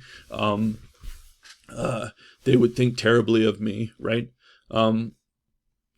Gently sort of say, well, I can tell you I don't think that, and you're telling me, right? So just so you know, it's not everybody, right? You're not trying to go through and say, oh, hey, you're wrong, or that's not a good way to think about things. You're just sort of pointing out, well, no one can be trusted, so I can't trust anybody. You're like, well, you know what? I appreciate you for trusting me in this small way to go through and tell me about this stuff. Starting to, let people know that they're not alone. There are other people out there. You can trust people. I can talk with other people about this to try and reinforce a continuation of that conversation. Okay. So for you all in the classroom, so we're talking about, if I'm a trusted person and someone's gone through and decided that they want to, talk with me about sort of their experiences, being there for that. But that's not the only thing that we can do, because sometimes, I might be the classroom instructor and the kid has not identified me as the person that they want to talk to about this. That's fine. We need to get out of our own way. It doesn't mean that there's anything about me particularly that sort of this kid doesn't trust. It's just I'm not the person that they wanted to come to and disclose to. But there's still things that we can do within the classroom, right? That can start to make this environment sort of a better place and an easier place for some of our kids who have been exposed to trauma. And the good news is a lot of this stuff is things you're already doing. You all are sort of professionals. I don't presume to tell you how to run your classrooms or sort of say, oh, you should do this or that. A lot of the things that we would recommend for kids in terms of classroom structure are things you're probably already doing. You just might want to think about and sort of maybe put more of an emphasis on it if you've got kids who you know or suspect may have some difficulties with trauma and exposure. So if you talk about at the top level, just kind of very, very broad, basic things, through trainings like this and sort of other types of resources or research you might want to do, recognizing that some of the problematic behaviors, some of the disruptive behaviors that you're seeing in the classroom very well could be related to trauma-related stuff, right? And if I'm working with other teachers, mental health providers, family administrators, now, sometimes you're going to get input, sometimes you're not. Sometimes people aren't going to want to engage with this stuff. But those people who you can do, starting to identify triggers, trying to identify sort of what's going on with this kid. Sort of when are you seeing some of these behaviors or some of these big emotional reactions? Trying to identify triggers and sort of things where this kid is doing well and where they're not. Now, the goal isn't always to eliminate triggers. Let's say we're talking about, example, the kid who, when they're out on the playground, and they start to get worked up, those internal physiological sensations triggers a reminder of the abuse, and they start to get really upset by that and overwhelmed. I'm not going to say don't put the kid out on recess. That's not a reasonable solution to that. But what we can do is if we identify recess and some of that physical activity as a potential trigger for that kid, using that to say, okay, hey, bud, I know sometimes, going out there and playing, getting worked up gets a little bit overwhelming. Remember, these are our coping skills. Or if you get worked up, you can come stand next to me until you're able to get calmed back down. Then you can go back out. Sort of using these to preemptively help kids so that they know what to expect. Again, remember, safety, predictability are two huge, huge primary concerns with kids who have trauma histories. And so to the extent that we can anticipate situations that might be difficult and help structure our classroom so that kids can feel safe and it's structured and it's predictable. And if I'm going to change anything about that, even if it seems small, right, this is the routine. And a lot of times this is why, kids can actually function maybe better in a structured classroom. We all do better with structure, but particularly kids who have a trauma history, as long as I know what to expect. As long as I know what's coming, I feel safer in that situation. But all of a sudden, if things start coming at me that I don't anticipate or start to deviate from routine, that to me signals danger. And so if things are going to come up and change, just giving kids a heads up. Be like, hey, things are going to change. We're going to go do things a little bit differently today. It's sort of, this is how things are going to go. It can seem trivial, and most kids don't need it, but there's going to be some kids that's going to make a big difference in terms of being able to regulate behavior. And then, in general, just as a professional issue, protecting kids from others' curiosity. Again, some of these traumatic events are going to be known in the community, or at least suspected. Keeping kids minding their own business, and then also protecting sort of other classmates from the really bad stuff that happens, right? This is information that they don't need to know, and if they did know or sort of talk about too much, can start to create anxiety reactions in other kids. So just trying to keep kids protected in that way. So these are, again, are things you're already doing, right? These are things that you can do at the sort of the larger, sort of just general structure types of stuff that can be helpful when you're working with kids with trauma. If we start to take a level up, things that you might not be doing now, but can incorporate depending on what your content area is, teaching and modeling effective coping strategies. Again, this is something no one likes to be singled out, right? No one likes to say, oh, hey, you're the person that we're going to go through and pull out for this special thing because you're different than everybody, and so that you have to do this and no one else does, right? But if we think about a lot of these different skills, coping strategies, everybody benefits from that. We can all benefit from coping strategies. And so if there's an opportunity to incorporate this into sort of classroom routine and things like that, breathing exercises or sort of whatever coping resources that you're using or have been effective for other people, sort of bringing that into the classroom and then modeling it yourself, right? So maybe you go through and something's not going, you can't find some materials you need, and so you're kind of getting late in doing something. Maybe take a moment and say, oh, boy, okay, I got it. You know what, Mr. Clapp, having a hard time. That was frustrating for me. I'm going to take a few minutes. I'm going to sort of take some breaths, use our coping skills, because I'm getting kind of worked up. All right. All right, I'm feeling better now. Let's go through, right? And just going through and letting kids, because kids are sponges, right? It's easy to go through and say, oh, hey, let's do X, Y, or Z, right? But if kids see you doing that and modeling that, that can be a much more effective avenue to get kids to start to use some of this stuff. Good for everybody, but particularly for the kids who might have trauma histories, this can be helpful. Expanding vocabulary. Again, so this gets into social and emotional curriculum learning and things along those lines. It's hard for me working with adults, getting adults to put words on emotion and identify connections between triggers and reactions. This is a hard thing for adults to do. Asking kids, particularly young kids, to do this. This identifying emotions is hard, right? If I ask you how you're feeling, it's difficult to verbalize that and put that into words. If we take sort of normal experience and compound that with the complex feelings that accompany trauma, it's hard to verbalize that. And if I can't verbalize that, it's hard for me to let you know what I need, because all of a sudden I'm just having a meltdown. I don't know what I'm feeling. I'm just feeling stuff, and none of it's good. I don't know what to say, and so now my behavior is going to go off the rails, right? Giving kids language to go through and express and to be able to communicate with others what they're feeling, that's going to go a long way to helping trying to intervene. And then, again, things that are probably already going on, but just thinking about and remembering that this starts to become really important for kids who've been exposed to trauma. Clear, firm limits and behavior. Consistently implementing contingencies, both for positive and negative behaviors. We tend to focus on the punitive, but we can also sort of work in some of that positive stuff. Again, if I'm in a situation where I know the rules, my teacher always plays by the rules, everything is predictable, I deal much better in that than if things start to feel a little bit unpredictable and a little bit more of sort of chaotic, because chaos to me signals danger, and then I have a hard time dealing with that. So classroom level things, again, this is probably stuff that you're already doing to some extent, but may think about extending out. And then if we kind of take the next step up, thinking about individualized stuff, right? So what types of things can we do for specific kids that we may have concerns about? Now, we've got to be careful with this, because sometimes kids who've been exposed to trauma are having difficulties. Sort of public praise can be a stressful thing, right? We all do better, so almost all of us, unless you're a small percentage of people, a positive attention is a good thing. But remembering that sometimes this is a hard thing for kids to get for a lot of different reasons. And so maybe calling a kid out to positively praise them in front of everybody is maybe not an effective thing to do. Sometimes maybe kids respond to that because it gives me a sense of, hey, I'm sort of being recognized.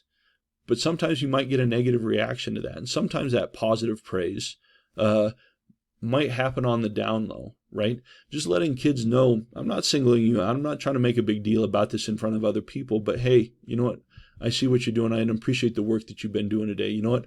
You're doing a really good job. I really like the way that you've done this. This is a really good example of sort of whatever we're trying to do. Hey, I appreciate it. I'm glad that you made it in today. I'm really excited to see you. Sort of these types of things that lets kids know that they're valued and cared for, because a lot of times they're not getting this. Giving kids choices, right? Even if it's small stuff. If you've got two different options and you don't care which one kids choose, just presenting things as a choice can start to give kids who've been exposed to trauma a sense of control, right? Again, this lack of control, the sense that the world acts on me, like nothing that I do impacts the world around me. I'm just a punching bag that gets it right, left, and center. If I can start to do small things, like, okay, here we've got this option. Do we want to do this or do we want to do this? You choose. Tell me which one you want to do right now. Those types of things, even if they're small, can start to facilitate sense of control. If there are things that we can do to redirect energy, again, working in classrooms, sometimes this stuff, we get explosions that seem to come out of nowhere, but a lot of times you've all worked with your kids, you know your kids, and you start to see the signs. You're like, okay, someone's winding up. I'm going to have an explosion. Sort of things are starting to get to a point where we're going to have a meltdown. If we can anticipate that and redirect people towards more adaptive stuff, be like, hey, looks like, why don't we go through, take a break from this? Let's go through and do this other thing, right? Let's go through and maybe sort of work on this for a while, or take a break and do this, redirecting that sort of anxious energy towards things that are helpful, as opposed to letting it spiral out of control. this can be a helpful thing. Opportunities for leadership and responsibility. Again, even small stuff. It doesn't have to be big. It doesn't have to be anything that really probably has sort of any impact on sort of day-to-day stuff. But if you've got a kid who's struggling, again, and sort of with difficulties with self-worth and things, if you can say, hey, you know what, I want you to be in charge of this thing. You're my person for this thing, and I need some help on this. This is a thing that needs to happen. Are you cool taking this? Can I trust you to go through and do this? All of a sudden, I've got a task. I've got a sense of worth. We all do better when we feel like we have meaning and belong. We need that, right? And for kids, even if it's something small, I have an adult who's relying on me to do something, and I'm doing this thing well. These are the types of things that can help, particularly kids struggling with things, to sort of have a sense of self-worth. Space to regroup, utilizing coping skills. One of the things that's come up with the COVID issue is instructors have said, hey, these places that I usually use, we can't use anymore because sort of trying to keep people separate, pandemic stuff. Absolutely understand that. But what we can do is maybe get creative, right? So maybe we don't have a separate room, but maybe I've got just like a spot at the back of the classroom. And if I've got a kid who's struggling a little bit, maybe that's just a cubic. Hey, you need to go through and sort of take some breaths. Here's a spot where we can go through and do that. It doesn't have to necessarily be a separate place. Just sort of identifying and helping kids identify triggers. Or not triggers, but sort of settings. If I'm in this setting, this is where I'm using my coping skills. This is a place where I can take a break and kind of calm down a little bit. Setting that up, working within the bounds of your spaces that you have, and then just getting creative with that. Some things that might work for one kid might not work for another kid, but you can individualize that and say, for this individual, this seems to work, and so we've got the space to go through and do that. Other thing to consider, academic supports, tutoring, modifying assignments, providing organizational assistance. If a kid wants to go through and talk with a trusted other, and you've talked with the other person in the building and they're okay with that kid coming talking to him, awesome.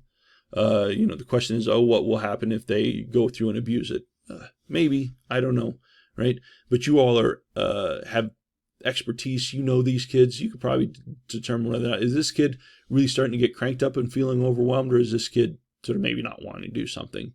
Using your judgment there. But other thing too, sort of deciding to choose your battles, right? If I have this kid stay and don't let them go talk to whoever the trusted other person, are they going to have a meltdown, or am I going to get an explosion? And then what are the consequences of that? I don't know how you're feeling right now, but you're saying that you need to go talk with someone. So sure, go ahead and talk with them, whatever you need to do to sort of get yourself calmed down, but then maybe come back later, right? If we can head off stuff that creates an explosion as opposed to poking people and pushing them into it, can be helpful in terms of management of classroom stuff. Outside the classroom, again, this starts to get at a lot of times things that you may feel and sort of may objectively be above your pay grade and outside your sort of realm of professional expertise or responsibilities, right? But again, this idea of trauma-informed classrooms, the nice thing about this is sort of recognizing that you don't have to do it alone. You have people around you and support you. And so again, if I see something or think something might be helpful, connecting with administration, other teachers, specialists within the building to say, hey, what can we do? Help move this kid or this family forward, getting them connected with resources. So we're all mandated reporters, right? Maybe a kid comes to me, or I hear something that suggests to me or makes me suspicious that something might mandate a report. Probably the people in your building would encourage you not to just go solo and just make a call to DFS, right? That's something that you probably want to talk with, sort of go through the proper channels and follow the procedures. But if you don't mention anything, if you don't say anything, that's never going to get reported, right? And so go to those people who sort of deal with this a lot and say, this is what I'm hearing. These are my concerns. Is this something we need to, I think this is something we might need to make a report on, sort of working from there.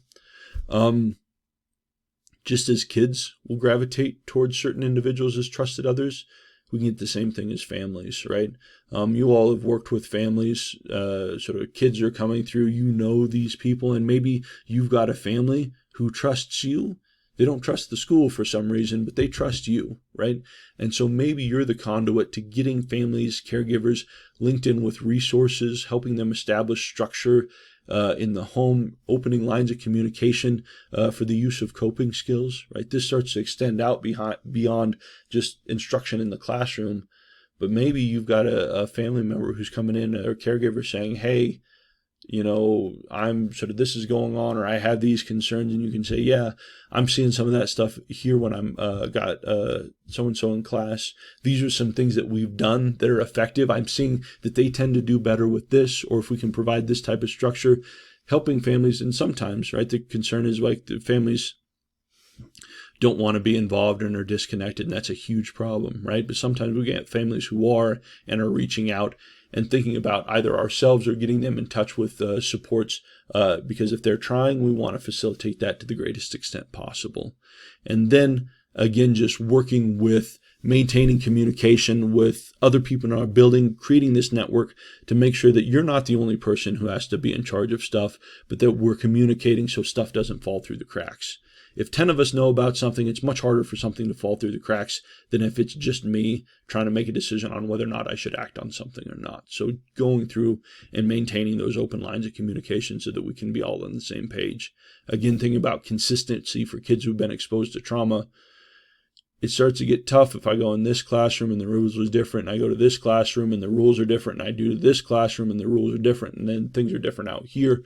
The extent that we can get on the same page in terms of program and expectations, it's going to be easier. We're going to have more success that way.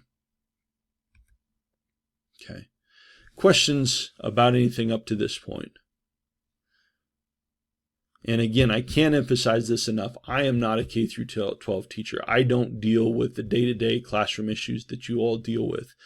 So I wouldn't say, oh, hey, this is what you need to do in order to make your classroom work. But some of these suggestions, again, are just extensions of stuff that you're probably already doing.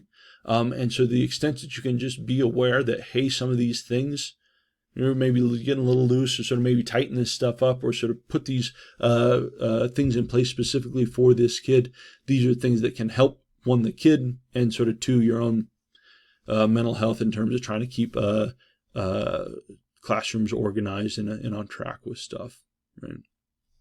But it's important to remember that working with this population is incredibly taxing. It's very difficult, and over time, it starts to get difficult sort of just for our own mental health to maintain high levels of care and trying to get kids the support they need, because it's not a free lunch for us, right? This is time consuming. This is going to take up a lot of your time. The kids who are doing well are going to do well, right? I just kind of deliver my stuff. They pick it up.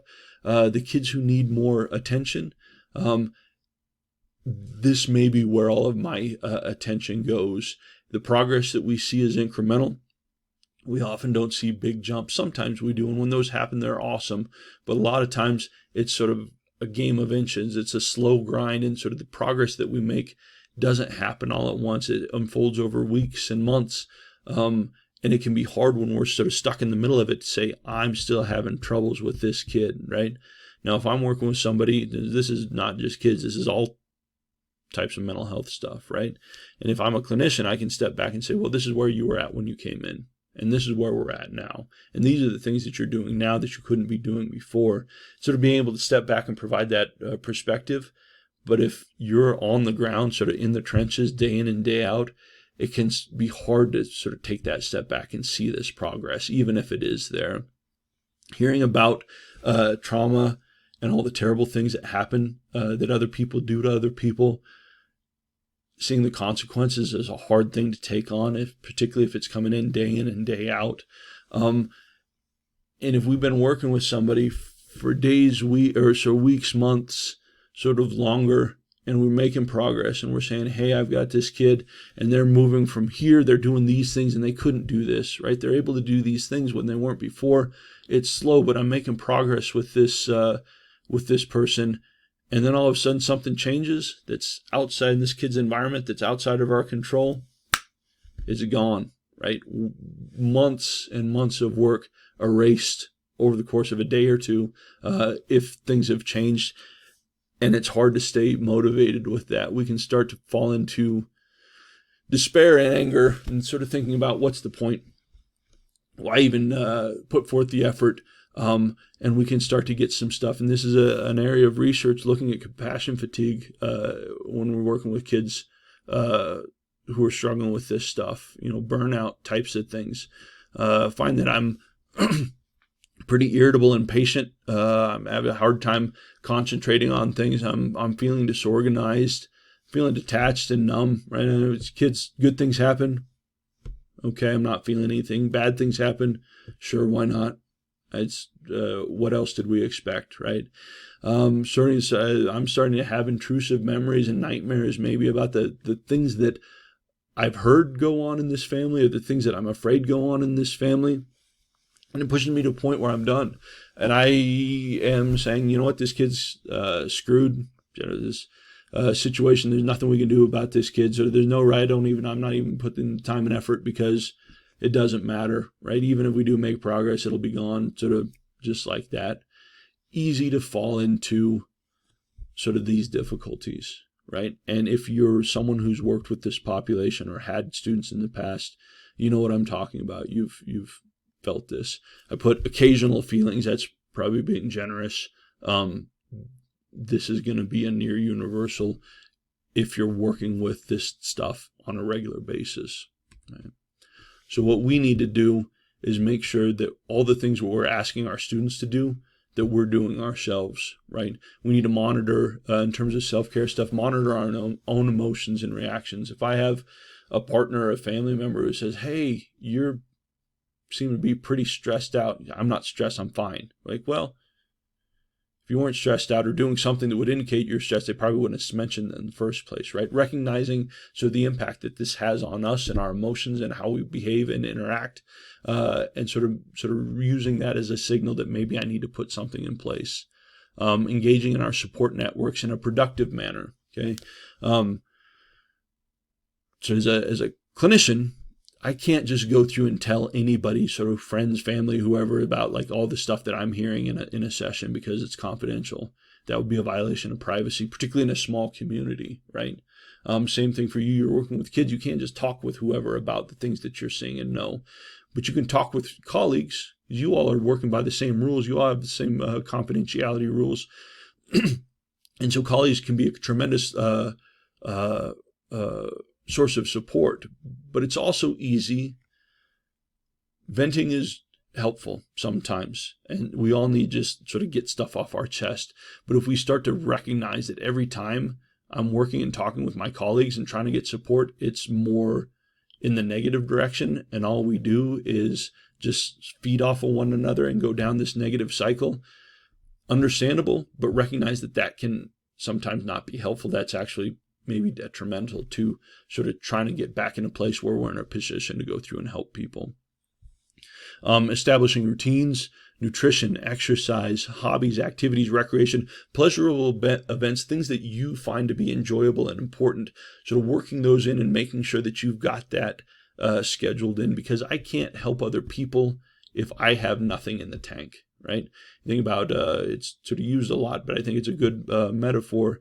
If I'm on a plane, oxygen mask come down, who do I put the oxygen mask on first? Me. I can't be helpful to other people if I've got nothing left to give. I get a giving tree situation. I got nothing but a stump left, right? I can't be effective in helping trying to increase the chances of kids being successful, both in the classroom and outside. And if I'm noticing that I'm starting to, my own stuff is starting to interfere with my ability to perform at work, to interact with people, if it's impacting my relationships and sort of my sleep and my own mental health, recognizing that maybe I need to go out and seek some treatment and get some assistance. It's not fair to ask kids to disclose and be vulnerable and get some help if we're not willing to do that on our own. Also seeking, sort of recognizing that sometimes our own personal trauma histories can come into play. It's always hard. This is tough information to hear and uncomfortable details to hear from people. But if I've got my own stuff going on, things I think, oh, that's fine, it's something, I put that to bed. but it's coming back through. And so hearing about other people's trauma is impacting things that have happened to me in my past. That might be an indicator that maybe I need to go through, get some assistance with that, and sort of start to work through things so I can be the best person I can be for kids in my class, for my coworkers, for my family, and for myself as well. Yeah. So we've spent a lot of time, the vast majority of time in this presentation, talking about impact on kids and sort of how to identify stuff in kids and families who we work with. And that's important because they should be the focus, but it's also about us to some extent, needing to recognize that we need to be in good shape in order to be an advocate and support people for the kids that we're working with. All right. Questions, thoughts, comments? Okay. Well, we're right at time. Just want to acknowledge some tremendous colleagues of mine who do amazing work in this area, sort of use them for ideas and sort of training and inspiration. My friend Zach at Indiana University School of Medicine, former supervisor Carla working at MUSC, both of them doing some amazing work with trauma-focused kid research and treatment and things like that. So stole a lot of materials from them for this presentation. Also here at the end of the presentation, a number of different resources. This is just information, websites. It's hard to know what types of things I get on the internet are going to be helpful. Went through and tried to put together some resources for some trusted sites that have information on trauma, sort of its impacts. Here we got a couple of links for finding evidence-based treatments and sort of how do we go through and address in a more professional setting. This might be for more mental health folks. National hotlines. These are nice to have on hand because you never know who might need to call someone at some point. You know, we put these on any of our research that we do in the lab. Just hand these out as, hey, if you or someone you know needs this number, 24 hours a day, national hotlines, go through and contact people. Community resources, we're lucky here in Albany County, much better off than much of the state, where if I'm having a mental health issue or a difficult time, there's not much out there for me. But links to Safe Project, our clinic in our department, and Wellspring on campus, these both serve members of the community. Counseling Center, I think that's more students, but sometimes the kids we work with have brothers, sisters, siblings that are at the university. Forensic nursing services at Ivinson. If we have concerns about potential sexual assault, we need medical examinations. Laramie Reproductive Health, Coalition Against Domestic Violence and Sexual Assault, Advocacy Clinic for Child and Family here at the university, legal options if we have families who are needing that. Resources, okay? This is an inclusive list, but just titles of sort of books, sort of movies, sort of things that can help us communicate with kids issues about health and safety and trauma in ways that are developmentally appropriate. Same thing, titles for helping kids talk about foster care and sort of being placed in different homes. Sometimes we have a hard time finding words, but we've got great people out there who've put together things that we can sort of use. And so, again, here is my email address. If you want copies of these slides, just send me an email. I'll send you the whole thing. If you have questions or things come up later on, feel free to reach out. Happy to be a resource if things come up outside of this training. And that's it. So thank you all for coming in and joining in. Again, thanks for this. My first time doing this over Zoom, so it was a little bit bumpy, felt a little bit rushed at times, but you all are fantastic. Thank you so much for your questions. And again, just fire off an email if you want these slides or have any other questions. Cool. All right. Thanks, everyone.